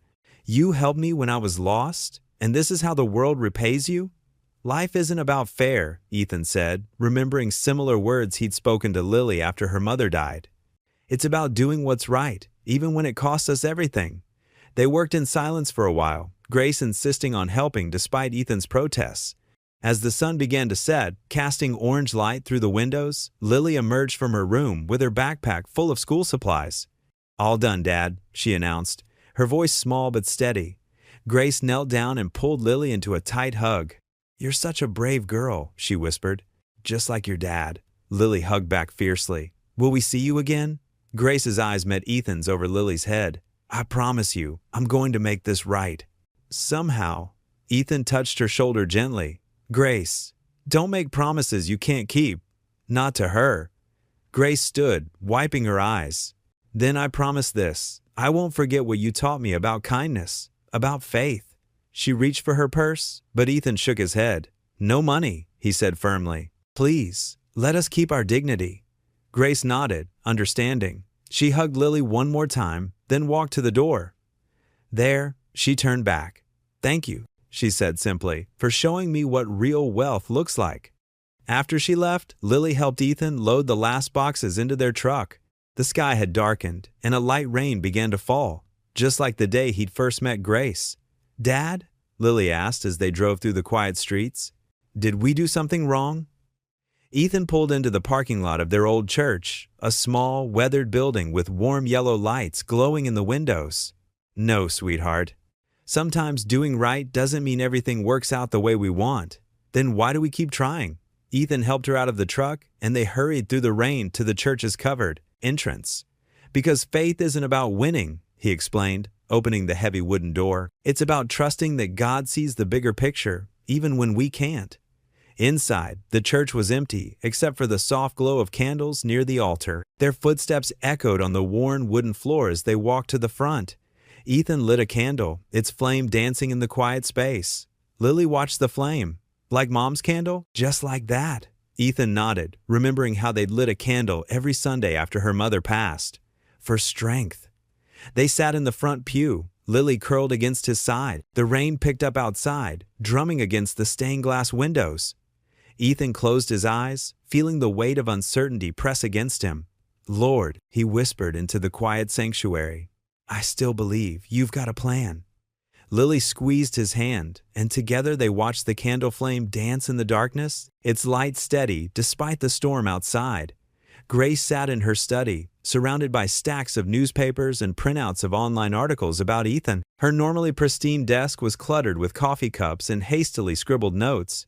Dark circles beneath her eyes betrayed sleepless nights spent searching for answers. Miss Holbrook, her assistant, Sarah, knocked softly on the open door. I have that security footage you requested from Memorial Hospital. Grace straightened in her chair, pushing aside a half-eaten sandwich. Come in, Sarah. Did they give you everything? Yes, ma'am. Sarah placed a small USB drive on the desk. All camera angles from the emergency entrance on the morning of your accident.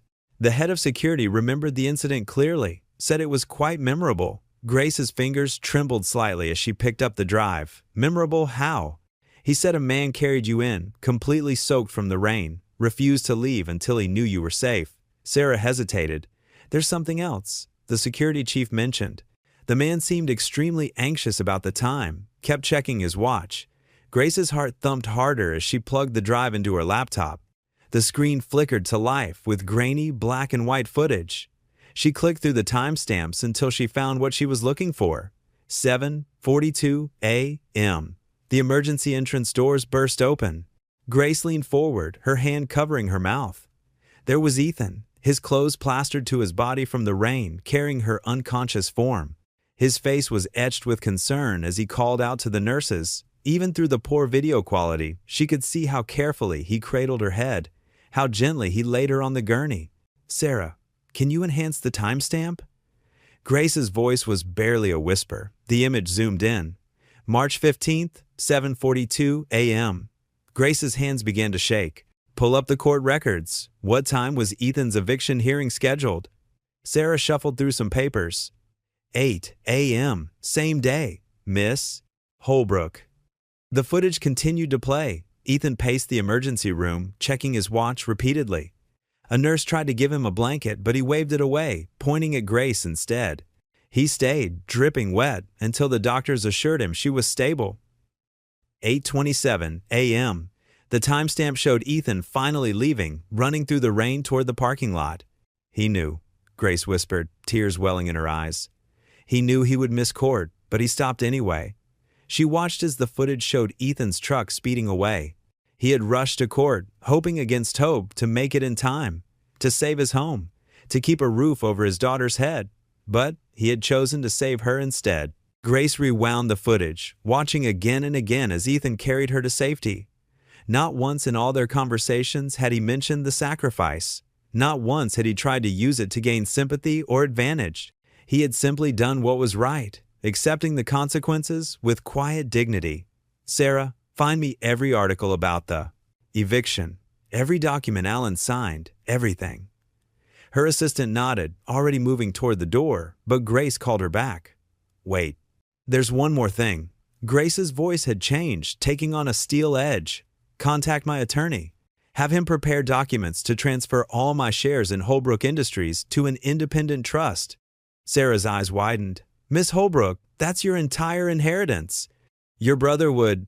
My brother would what? Disown me? Grace laughed bitterly.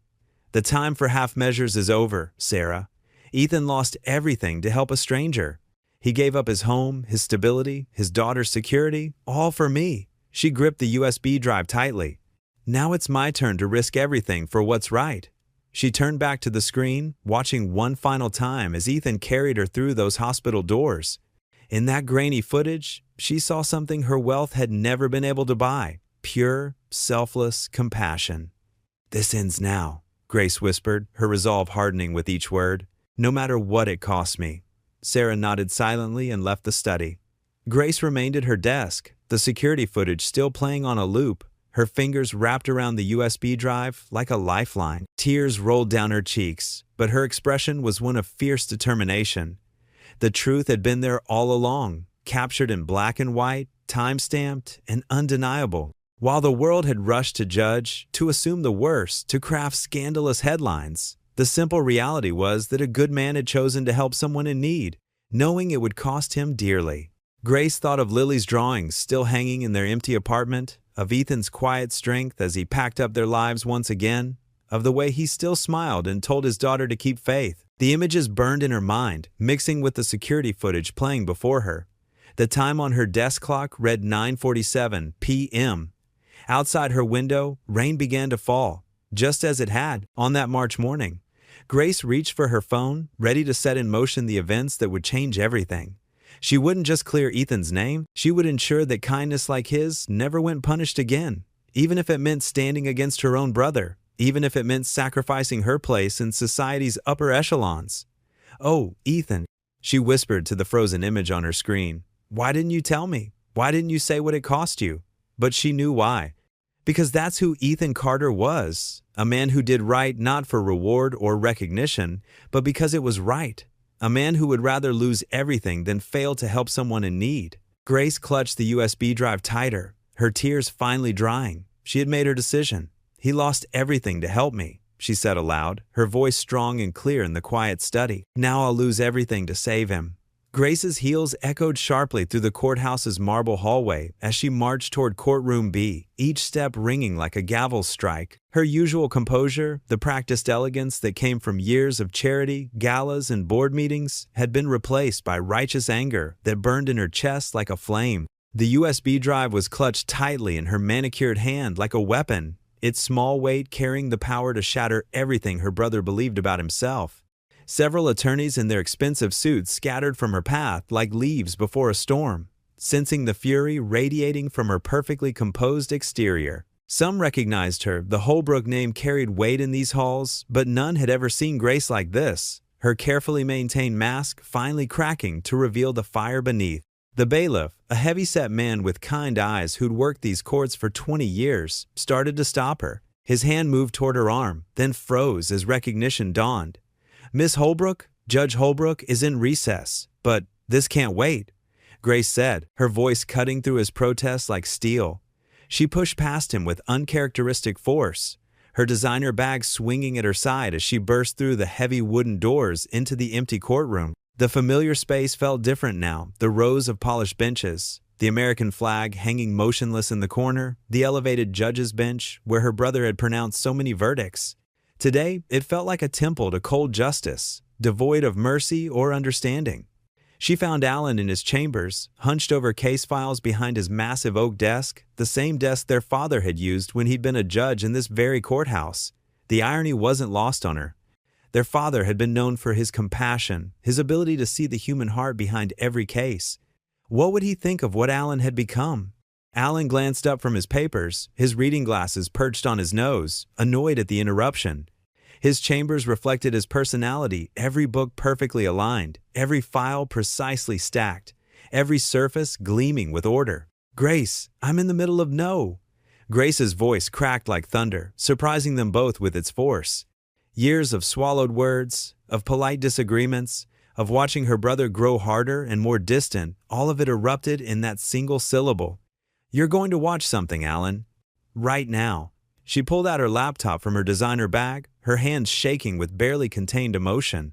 The expensive leather felt foreign in her trembling fingers as she fought to maintain control. "I don't have time for theatrics," Alan said, his tone dismissive in the way that had always made her feel small. But Grace had found her strength in that hospital room with Ethan, had learned what real courage looked like from a man who'd lost everything, yet still chose kindness. She slammed the laptop down on his desk with a force that scattered his carefully arranged papers across the mahogany surface. Legal briefs and court documents fluttered to the floor like fallen leaves, the perfect order of his world suddenly disrupted. "Make time." Her voice dropped dangerously low, carrying a steel she'd never known she possessed. "You've made plenty of time to judge others, Alan. To sit up there on your bench and decide their fates with the stroke of a pen. Now you're going to judge yourself." Something in her tone, the raw determination, the pain that bled through her anger, made Alan pause. He removed his glasses slowly, studying his sister's face as if seeing her for the first time. He'd rarely seen his usually composed sister this raw, this determined. The Grace he knew was gentle, accommodating, the one who smoothed over conflicts at family dinners and never raised her voice. This woman before him was someone entirely different. Grace opened the laptop with shaking fingers and pulled up the security footage she'd fought the hospital administration to obtain. The screen glowed in the dim light of the chambers, casting shadows across both their faces. "This is the morning you evicted Ethan Carter," she said, her voice steady now, despite the tears threatening to spill. "The morning you decided he was just another irresponsible defendant making excuses. The morning you refused to show mercy." She pressed play, and the room filled with the silent testimony of digital truth. The grainy footage showed the hospital's emergency entrance in stark black and white. Rain poured in sheets across the screen, turning the world into a blur of water and shadow. The timestamp in the corner glowed accusingly, the exact date and time of Ethan's scheduled court hearing. Suddenly, a figure appeared at the edge of the frame. Ethan, drenched to the bone, his work clothes plastered to his body by the relentless downpour. But it wasn't his soaked appearance that made Grace's breath catch. It was the way he carried her unconscious form in his arms, cradling her like she was made of spun glass. His own jacket draped over her to shield her from the rain that was already soaking him through. "Look at the timestamp, Alan," Grace demanded, her finger stabbing at the screen. "Look at it and tell me what you see." Alan's face paled as his eyes found the glowing numbers in the corner. His mouth opened, then closed, as the full weight of realization began to settle on his shoulders like a lead blanket. That was during his court hearing, yes. Grace's voice trembled with the effort of keeping her emotions in check. The hearing you wouldn't reschedule despite his desperate phone call. The hearing that cost him and his little girl their home. The footage continued its silent testimony. Ethan was speaking urgently to the hospital staff, gesturing with one hand while still cradling Grace's limp form against his chest. Even through the poor quality of the security camera, his desperation was visible, the way his shoulders hunched with worry, the frantic movements of his free hand as he tried to communicate the urgency of her condition. "Turn up the sound," Grace ordered, her voice barely above a whisper now. Alan reached out with a hand that had begun to tremble slightly and adjusted the volume control. The chambers filled with Ethan's voice, tinged with the kind of genuine worry that couldn't be faked. "Please, just take care of her. I have to go. I'm already late for court. But make sure she's okay first. Please, I'm begging you." A nurse's voice, professional but rushed. "Sir, we need your information for the paperwork, your insurance." "No time." Ethan's voice cracked with desperation. Just help her, please. I'll come back later, but she needs help now." They watched in heavy silence as Ethan lingered for precious minutes he couldn't afford, his eyes never leaving Grace's pale face as the medical team began their assessment. The timestamp showed he was already 20 minutes late for court. 20 minutes that had sealed his fate in Alan's courtroom. Finally, after ensuring she was in capable hands, Ethan pressed a gentle kiss to Grace's forehead and ran back out into the storm. Grace paused the video on a clear shot of Ethan's face as he looked back one final time before disappearing into the rain. His expression was etched with concern and selfless determination, the face of a man willing to sacrifice everything to help a stranger. This was the man Alan had dismissed as irresponsible, manipulative, unworthy of mercy. "That's what real honor looks like, Alan," Grace said, her voice thick with unshed tears. "That's what true character means. That's the man you condemned without a second thought, without even trying to understand his story." Alan sank back in his leather chair as if the air had been knocked from his lungs. The weight of realization was crushing his judicial posture, reducing the stern judge to just a man facing the magnitude of his mistake. I didn't know." "No, you didn't know because you didn't want to know." Grace's voice was sharp with tears and years of watching her brother grow colder. "You were so busy protecting our family's reputation, so concerned with maintaining order in your courtroom that you forgot what our family used to stand for. What Mom and Dad taught us about justice tempered with mercy, about seeing the human heart behind every case." She moved around the desk to stand beside her brother, both of them staring at the frozen image on the screen. "Do you remember what Dad used to say? That justice without compassion is just vengeance in robes?" Alan stared at the paused video, seeing Ethan truly for the first time. Gone was the stereotype of the irresponsible tenant making excuses to avoid payment. Gone was the image of a man trying to manipulate the system. Instead, he saw someone who'd sacrificed everything, his home, his security, his daughter's stability to help a stranger in need. "He never even told me," Grace continued, her voice softer now, filled with wonder and pain. "All these weeks we've been working together, building the foundation, sharing meals and laughter with little Lily, he never once mentioned that helping me cost him his home. Never tried to use it to gain sympathy or advantage. He just accepted the consequences and kept trying to do good anyway." The silence in the chambers was deafening. Through the tall windows, afternoon sunlight slanted across the floor, illuminating the scattered papers like pieces of a broken system. Alan reached out with trembling fingers and touched the screen where Ethan's image stood, frozen in time, a man carrying hope through a storm. "What have I done?" he whispered, his voice cracking with the weight of shame. Grace watched her brother's carefully constructed walls crumble like sandcastles before the tide. The stern judge, the protective older brother, the man so certain of his own righteousness, all of it fell away, leaving just Alan, vulnerable and broken, facing the hard truth of his prejudice and pride. "I've become everything I once fought against," Alan admitted, his voice barely audible in the heavy silence. "I stopped seeing people and started seeing cases, numbers on a docket, statistics to be processed efficiently." He looked up at his sister, his eyes bright with unshed tears that threatened to spill. "When did I lose my way, Grace? When did I stop believing in the very ideals I swore to uphold?" Grace felt her anger begin to soften, replaced by the familiar ache of loving someone who'd lost themselves. This was still her brother, the one who'd protected her after their parents died, who'd worked tirelessly to build a life of security for them both. Somewhere beneath the coldness, that caring heart still beat. "The question isn't when you lost it," Grace replied gently, placing her hand on his shoulder. "The question is whether you're ready to find it again, whether you're brave enough to admit you were wrong and do what it takes to make it right." Alan turned back to the screen, to the image of Ethan carrying his unconscious sister through the rain like she was precious cargo. The timestamp glared at him like an accusation, 9:47 a.m., the exact moment when one man's compassion had collided with another's judgment. The exact moment when true justice had been betrayed by blind prejudice and bureaucratic indifference. "What have I done?" he repeated. But this time, the whisper held something new, not just shame, but the first stirring of resolve.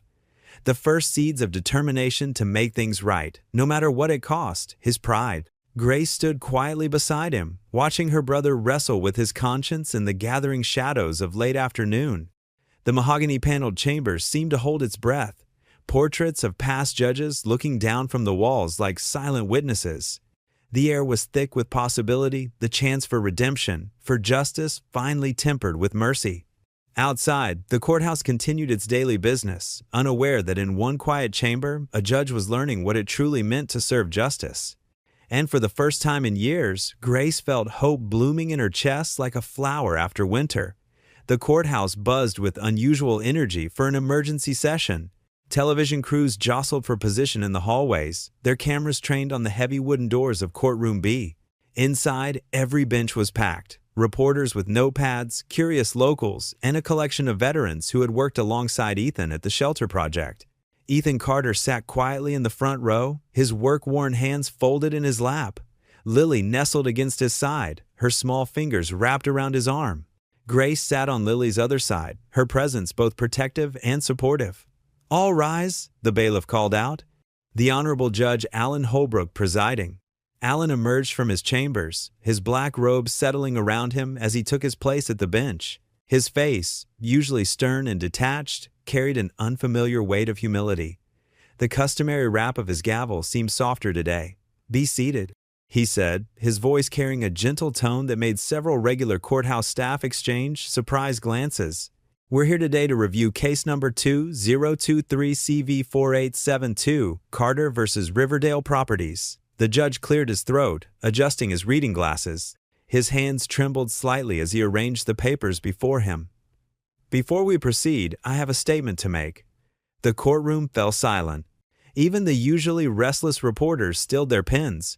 "In my years on this bench," Alan began, his voice growing stronger, "I've prided myself on upholding the law with fairness and impartiality. However, recent events have forced me to confront an uncomfortable truth, that sometimes, in our pursuit of legal correctness, we can lose sight of moral righteousness." He turned his gaze directly to Ethan. "Mr. Carter, would you please stand?" Ethan rose slowly, standing straight but humble, the same quiet dignity he'd shown throughout his ordeal evident in his bearing. "Mr. Carter, on the morning of October 12th, you missed your eviction hearing. At the time, I interpreted this as negligence and ruled against you. What I didn't know, what I failed to investigate, was that you were absent because you were saving my sister's life." Murmurs rippled through the courtroom. Lily squeezed her father's hand tighter. "The security footage from Memorial Hospital shows you carrying my disoriented sister to safety through the rain, ensuring she received medical care, and waiting until help arrived." Alan's voice caught slightly. "You did this knowing it would cost you your court appearance. You did this knowing it might cost you your home." The judge removed his glasses, meeting Ethan's eyes directly. "When asked later about your actions, you never mentioned this sacrifice. You never used it to gain advantage or sympathy. Instead, you simply continued to serve others through your work at the Veterans Shelter." Alan stood, an unprecedented gesture that caused another wave of whispers through the courtroom. "I was wrong, Mr. Carter. My judgment was hasty, biased, and represented a miscarriage of justice. I hereby vacate my previous ruling and order full reinstatement of your housing rights, with compensation for damages caused by my error." Ethan bowed his head slightly, accepting the words without triumph or vindication.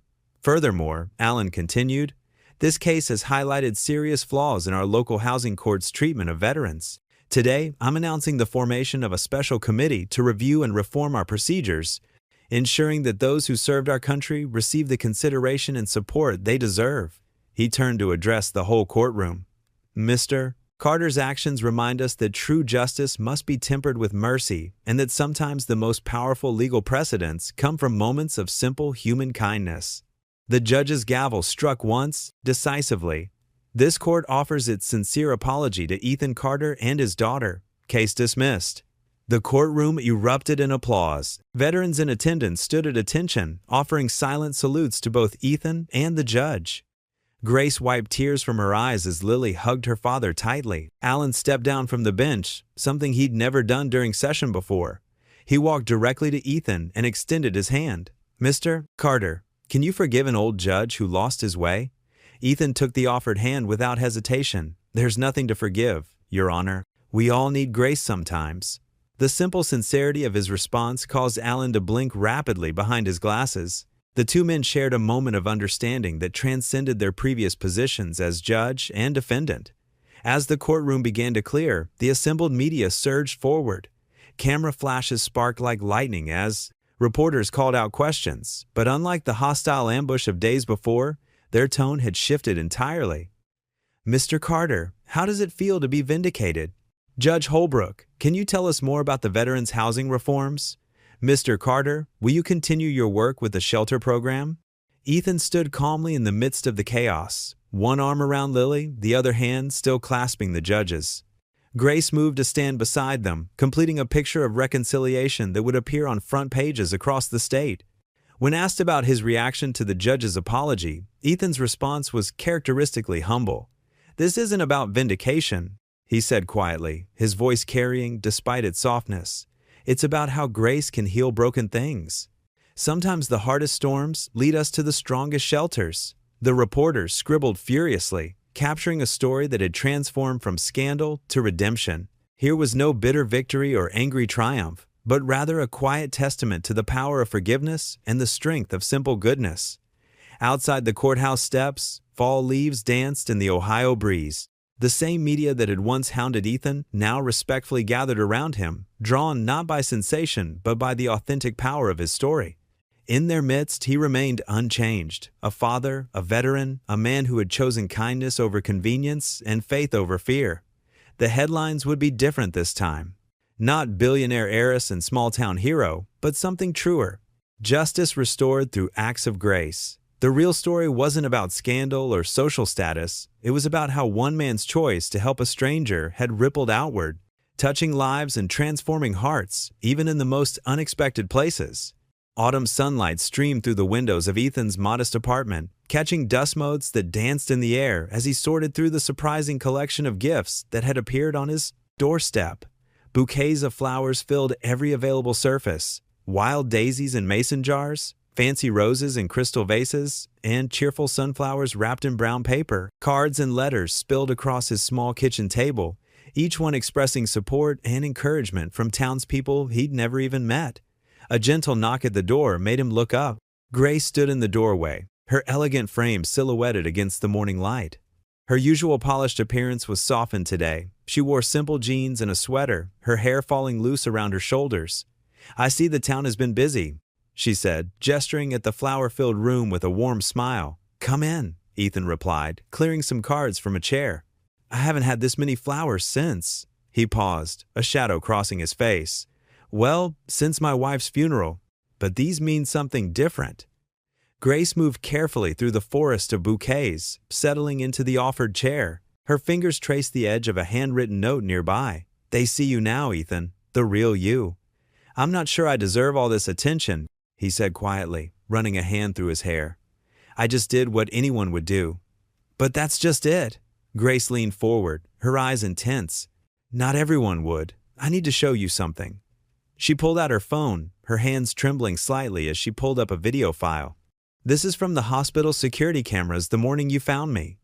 Ethan watched as grainy footage showed his own rain-soaked figure carrying Grace through the emergency room doors. The timestamp in the corner made his breath catch, 9:15 a.m., the exact morning of his eviction hearing. "You never told anyone," Grace said softly. "You never mentioned what it cost you to help me that day." Ethan shrugged, his eyes still on the phone screen. "Wouldn't have changed anything. You needed help, that's all that mattered." "It changed everything," Grace insisted, setting the phone down. "Showed this to Alan. I made him watch it, made him see what real character looks like." Her voice caught. "He had no idea you missed court because you were saving my life. None of us knew." Ethan shifted uncomfortably in his chair. "Grace, I don't want the judge feeling guilty. That's not why. He needs to feel it," Grace interrupted. "He needs to understand what his prejudices almost destroyed." She reached across and took Ethan's hand. "I confronted him in his office. I've never spoken to him that way before, but seeing this footage, seeing your quiet sacrifice, it broke something open in both of us." "Is he okay?" Ethan asked, genuine concern in his voice. Grace's eyes filled with tears at his immediate compassion. "You're asking if my brother is okay, after everything he put you through?" "Hate only keeps us where we fell," Ethan said simply. "I learned that in Iraq, watching good men get bitter. I promised myself I'd never let hardship steal my ability to care about others."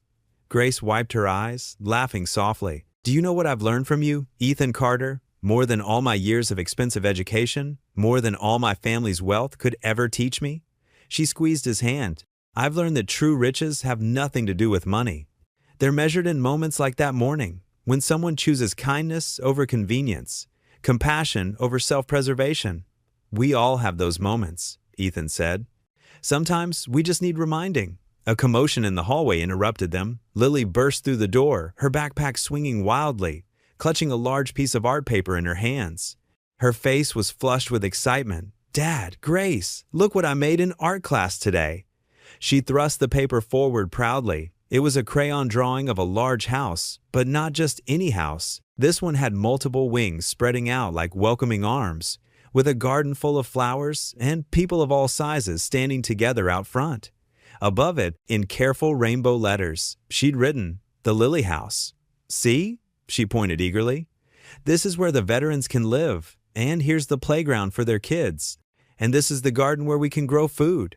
She continued explaining each detail, her voice full of hope and possibility. Grace moved to stand beside Ethan, both of them watching Lily's animated description of her dream. Without thinking, Ethan reached out and pulled Grace into a warm embrace, overwhelmed by the moment. "Thank you," he whispered, "for believing in us." Grace hugged him back tightly, her voice thick with emotion. "Thank you for showing me what real faith looks like." Lily looked up from her drawing, beaming at them both. "Can we hang it up? Maybe at the real Lily House when it's ready?" "Sweetheart," Grace said, extending an arm to include Lily in their embrace. "I think this is exactly what the real Lily House needed, your vision of hope." They stood together in the sunlit room, surrounded by flowers and cards from their community, holding on to each other and the promise of new beginnings. Through the window, autumn leaves danced on the breeze, golden and free. The autumn morning sparkled with promise as Ethan Carter stood before the freshly painted building, his hands tucked into the pockets of his new suit. The former warehouse had been transformed into something beautiful, its brick walls gleaming, windows crystal clear, and a welcoming path lined with flowers leading to the front entrance. A crowd had gathered for the grand opening, their excited chatter filling the crisp October air. Grace Holbrook stood beside him, elegant in a simple blue dress. Her presence as natural now as breathing. She reached over and squeezed his hand, sensing his emotion. "Are you ready?" she asked softly. Ethan nodded, his throat tight. "I still can't believe this is real." 10-year-old Lily bounced on her toes beside them, wearing her favorite yellow dress and a ribbon in her hair. She beamed at the gathering crowd, waving to familiar faces, veterans Ethan had worked with, townspeople who'd supported them, and even some former critics who'd come around. Judge Alan Holbrook approached them, looking different than he had in court months ago. The stern set of his shoulders had softened, and genuine warmth touched his eyes. "The legal paperwork is all set," he said, extending his hand to Ethan. "I'd be honored to serve as the shelter's legal advisor, pro bono, of course." Ethan shook his hand firmly. "Thank you, Your Honor. That means a lot." "Please," the judge said, "call me Alan. I think we're well past formalities." He cleared his throat, clearly emotional. "What you've created here, it's exactly what this town needed. What I needed to see, if I'm honest." Grace touched her brother's arm. "Sometimes we all need reminding of what really matters." The crowd hushed as Mr. Daniels, Grace's lawyer, stepped up to the podium. "Ladies and gentlemen, thank you for joining us today for this momentous occasion. But before we cut the ribbon, Miss Holbrook has a special presentation." Grace moved forward, pulling a velvet cloth from something mounted beside the entrance. Ethan hadn't noticed it earlier, too nervous about his upcoming speech. His heart skipped a beat as she gripped the fabric. "Ethan," Grace said into the microphone, her voice carrying across the gathered crowd, "when you found me that rainy morning, you taught me what true kindness looks like. You gave everything to help a stranger, expecting nothing in return." She turned to face him, her eyes bright. "This place isn't just about providing shelter. It's about honoring that spirit of sacrifice and love." With a gentle tug, she unveiled a beautiful bronze plaque. Ethan's vision blurred as he read the words, "The Lily House for those who gave everything founded, 2023. Because sometimes," Grace continued, "the smallest acts of kindness create the biggest ripples of change. And sometimes, those ripples become waves that carry us all home." Lily gasped beside him, her small hand finding his. "Daddy, look! It's named after me." Ethan knelt beside his daughter, wrapping an arm around her shoulders. "It's named after your heart, sweetheart. Your ability to see good in everyone, just like your mom did." The crowd applauded as Grace joined them, and Alan stepped forward with scissors for the ribbon cutting. Ethan looked at them both, the elegant woman who'd taught him to trust again, and the judge who'd learned that true justice requires mercy. Beside him, Lily's presence was a constant reminder of hope. "I never thought," Ethan said quietly, his voice rough with emotion, "when I lost Sarah, that I'd ever find family again. But God had other plans." He looked at Grace, seeing all the unspoken things in her gentle smile. "You and Lily, you gave me back more than just a home. You gave me back my faith in miracles." Tears spilled down his cheeks as he hugged them both, no longer caring about the cameras or the crowd. In that moment, he was simply a man holding his family, the daughter who'd never lost faith, and the woman who'd helped him find it again. The morning sun caught the bronze letters of the Lily House, making them shine like a beacon of hope. As the crowd moved forward for the ribbon cutting, Ethan stood surrounded by love, knowing that sometimes the greatest blessings come disguised as rainy day choices, and that every act of kindness, no matter how small, carries the power to change lives forever. The autumn morning painted the sky in brilliant shades of gold and amber as crowds gathered outside the Lily House. Veterans in pressed uniforms stood alongside townspeople in their Sunday best, all waiting for the ribbon-cutting ceremony to begin. News vans lined the street, their satellite dishes reaching toward the heavens like metal flowers. Ethan Carter shifted his weight from one foot to another, tugging at the collar of his new navy suit. The crisp fabric felt foreign against his skin, so different from his usual work clothes. Behind him, the building's fresh white paint gleamed in the morning light, its windows sparkling like diamonds. Lily, wearing a yellow dress that matched the fall leaves, squeezed his hand. "You look nice, Dad," she whispered, smoothing a wrinkle from his sleeve. Her smile carried the same gentle warmth her mother's had. Grace Holbrook stood nearby in a simple blue dress, directing volunteers who arranged chairs and handed out programs. She caught Ethan's eye and gave him an encouraging nod. Even Judge Alan Holbrook was there, standing quietly at the edge of the gathering, his usual stern expression softened by something that looked like humility. As the crowd settled into their seats, Mayor Thompson approached the podium. "Ladies and gentlemen," she began, "we're here today to celebrate more than just a building. We're here to witness what happens when faith meets action, when kindness overcomes judgment, and when second chances change lives." When it was Ethan's turn to speak, he walked slowly to the podium, his heart thundering in his chest. The microphone picked up his shaky breath as he unfolded his notes. Then he looked up, saw Lily's encouraging smile, and set the paper aside. "Some folks have asked me how this all started," he began, his voice growing stronger with each word. "Well, it started on a rainy morning when I had somewhere important to be. I was running late, worried about my own problems, when God put someone else's need in my path." The audience leaned forward, drawn in by the quiet strength in his voice. In the front row, Grace dabbed at her eyes with a tissue. "I had a choice that morning," Ethan continued. "I could keep driving, focus on my own troubles, or stop and help a stranger. The choice cost me something, or at least I thought it did at the time." He paused, his gaze sweeping across the gathered faces. But that's the funny thing about compassion. Sometimes what looks like a loss turns out to be the greatest blessing you never expected. Veterans in the crowd nodded, understanding written across their weathered faces. A few whispered, "Amen." This place, Ethan gestured to the building behind him, isn't just about housing veterans. It's about remembering that every person has value regardless of their circumstances. It's about believing that kindness matters, even when, especially when, it costs us something. His voice cracked slightly as he continued. "My late wife used to say that faith isn't about waiting for miracles, it's about being one for somebody else. That morning in the rain taught me she was right. And now, thanks to the generosity of others who share that belief, the Lily House will be a place where that kind of faith lives on." Applause erupted, punctuated by sounds of sniffling throughout the crowd. Even the reporters had set down their notebooks, caught up in the moment. "So today, as we cut this ribbon, we're not just opening a building," Ethan said. "We're opening our hearts to the idea that when we help others, we help ourselves. That when we lift others up, we all rise together." The audience rose to their feet, their applause thundering across the grounds. Lily ran to her father's side, and Grace joined them, scissors in hand. Together, they cut the blue ribbon, and the Lily House officially opened its doors. As the crowd filed inside for tours, veterans approached Ethan one by one, sharing stories and thanks. Some spoke of their own struggles with homelessness, others of battles with loneliness. Each one found something in Ethan's story that resonated with their own. The day passed in a blur of handshakes and hugs, interviews and photographs. As afternoon faded into evening, the crowds thinned, leaving behind an atmosphere of peaceful accomplishment. The last of the news vans packed up their equipment and drove away, their taillights disappearing into the growing dusk. Inside, the building hummed with its first residents settling in. The smell of fresh paint, mixed with the aroma of coffee from the kitchen where volunteers served dinner, laughter and conversation echoed through the halls, bringing life to spaces that had stood empty for so long. As night fell, Ethan, Grace, and Lily made their way to the small chapel at the heart of the building.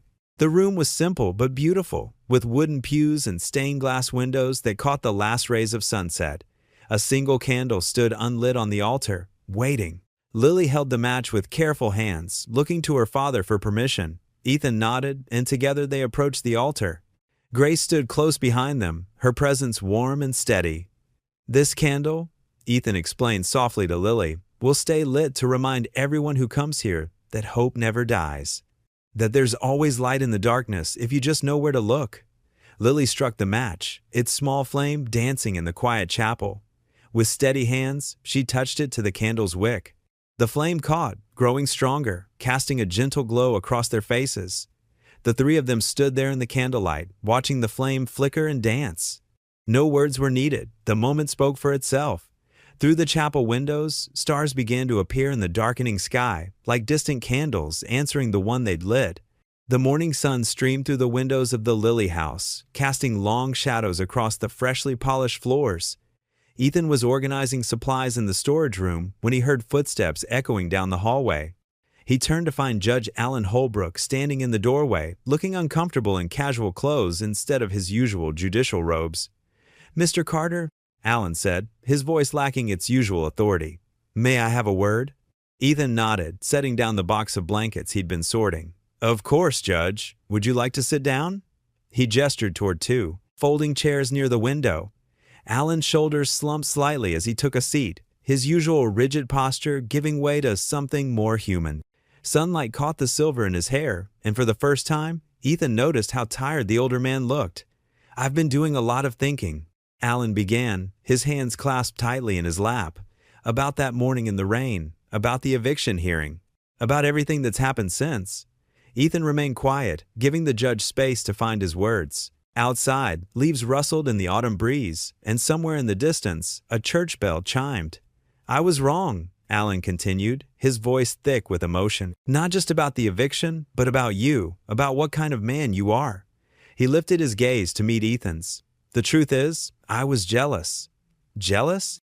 Ethan asked softly, genuine surprise in his voice. Alan nodded, a bitter smile crossing his face. "You did what I couldn't do. You helped Grace when she needed it most, without knowing who she was or what you might gain from it, while he paused, swallowing hard. "I've spent years trying to protect her by controlling everything around her, but all I did was push her away." Ethan watched as Alan stood up and walked to the window, his hands in his pockets. "You know, I used to believe that strength meant never showing weakness, never letting anyone see you vulnerable." He turned back to face Ethan. "But real strength? That's what you showed that morning, choosing to help a stranger even when it cost you everything." The room fell quiet except for the soft hum of the heating system. Ethan thought about his own journey, about the times he'd felt lost and alone after losing his wife, about the lessons in humility life had taught him. "Judge Holbrook," Ethan began. "Alan," the judge corrected him. "Please." "Alan," Ethan nodded. "We all make mistakes. What matters is what we learn from them." "I need to ask for your forgiveness," Alan said, his voice barely, above a whisper. "My pride, my prejudice, they nearly destroyed something beautiful that was growing here. I let my position, my authority blind me to what really matters." Ethan stood up and walked over to where Alan stood. "You know what I've learned through all this?" He gestured to the shelter around them. "Sometimes God's greatest gifts come wrapped in our biggest challenges. That morning in the rain, I thought I was losing everything. Turns out I was finding a new beginning." Alan's eyes glistened with unshed tears. "How do you do it? Keep your faith like that?" "One day at a time," Ethan replied simply. "And by remembering that we're all just people trying our best to find our way home." He extended his hand toward Alan. The judge looked at it for a moment before grasping it firmly. We've both been given a second chance, Ethan said warmly, shaking Alan's hand. Later that week, Ethan was sorting through donations when he heard familiar voices from the dining area. He walked over to investigate and stopped in the doorway, surprised by what he saw. Alan Holbrook, dressed in jeans and a plain button-down shirt, was serving soup to a line of veterans. His sleeves were rolled up, and he wore an apron with the Lily House logo. What struck Ethan most was the judge's expression. Gone was the stern mask of authority, replaced by genuine warmth as he chatted with each person he served. A veteran in a wheelchair rolled up to the serving line. Alan immediately came around the counter to help him, making sure the tray was secure before returning to his post. The simple act of kindness, done without hesitation or ceremony, spoke volumes about the change in the man. Ethan leaned against the doorframe, watching the scene unfold. He thought about the journey that had brought them all here, from that rainy morning to this moment of quiet redemption. The shelter had become more than just a building. It was a place of transformation for everyone who walked through its doors. "Looks like we're all finding home again," Ethan said softly to himself, a smile playing at the corners of his mouth as he watched Alan continue his volunteer work with newfound purpose and humility. Morning light spilled across the shelter's garden like liquid gold, painting everything in warm amber hues. The spring air carried the sweet scent of blooming flowers and fresh-cut grass. Ethan stood on the wraparound porch of the Lily House, carefully pouring hot water over freshly ground coffee beans in his pour-over setup, a recent gift from Grace, who insisted proper coffee was essential to morning contemplation. A few yards away, Grace and Lily sat cross-legged in the dewy grass, making daisy chains and giggling as they worked. Lily's hair caught the sunlight, reminding Ethan so much of her mother that his heart squeezed in his chest, but for the first time in years, the memory brought more warmth than pain. "Dad," Lily called out, holding up a slightly crooked crown of flowers. "Grace taught me how to make them stay together better." "It's beautiful, sweetheart," Ethan replied, smiling as he watched Grace help his daughter weave another flower into the chain. The sight of them together felt right in a way he couldn't explain. The coffee finished dripping, and Ethan poured 3 cups, regular for himself and Grace, and hot chocolate for Lily. He carried them carefully down the porch steps, settling onto the grass beside them. The morning dew soaked through his jeans, but he didn't mind. Grace accepted her cup with a grateful smile, her eyes crinkling at the corners. "Another perfect morning at the Lily House," she said softly. Ethan looked around at the shelter that had become so much more than just a building. Veterans were already starting to stir inside, some heading to their jobs, others preparing for their therapy sessions or skills training. Through the windows, he could see Alan, no longer just the judge, but now a dedicated volunteer, setting up for the morning's legal aid clinic. His mind drifted back to that rainy morning that had changed everything. He'd been so certain his world was ending, rushing to court, desperate to save their home. Now, sitting here in this moment, he could trace God's fingerprints all over what had seemed like his darkest hour. "Penny for your thoughts?" Grace asked, nudging his shoulder gently. "Just thinking about how sometimes our worst days turn out to be gifts in disguise," he replied, watching Lily attempt to balance her flower crown on their old golden retriever who had wandered over to join them. "That morning in the rain, I thought I was losing everything. Turns out I was finding my way home." Grace's hand found his, warm and steady. Their relationship had evolved naturally, without pressure or expectations. There were no grand gestures or dramatic declarations, just a quiet understanding, a shared purpose, and a deep appreciation for how God had woven their lives together. The morning light caught the dewdrops on the grass, making them sparkle like scattered diamonds. A gentle breeze carried the sound of birdsong and the distant chatter of shelter residents starting their day. Ethan closed his eyes for a moment, feeling the sun on his face. In that instant, he felt Sarah's presence so strongly, not with sadness or longing, but with gratitude. She would have loved this place, these people, this purpose. "Look!" Lily's excited voice drew his attention back to the present. She was pointing toward the horizon where the sun was painting the sky in brilliant strokes of pink and gold. Her flower crown sat slightly askew on her head, and her eyes shone with pure joy. "Dad," she whispered, her small hand finding his free one, "we finally came home." Ethan squeezed both hands holding his daughter's and Grace's and smiled at the sunrise. Sometimes the road you take to help a stranger leads you exactly where you were meant to be. They sat together in comfortable silence, watching nature's morning show, three hearts beating in peaceful rhythm with the new day's promise. The coffee grew cool in their cups, but none of them moved to leave this perfect moment. This gift of grace that had begun with a simple choice to stop for a stranger in the rain. What would you do if you were in their place? Comment your answer below, and let's see how you'd rewrite the ending. If you enjoyed the story of Ethan Carter, I handpicked the next story that you will enjoy. Please don't miss this one. Click here to watch it.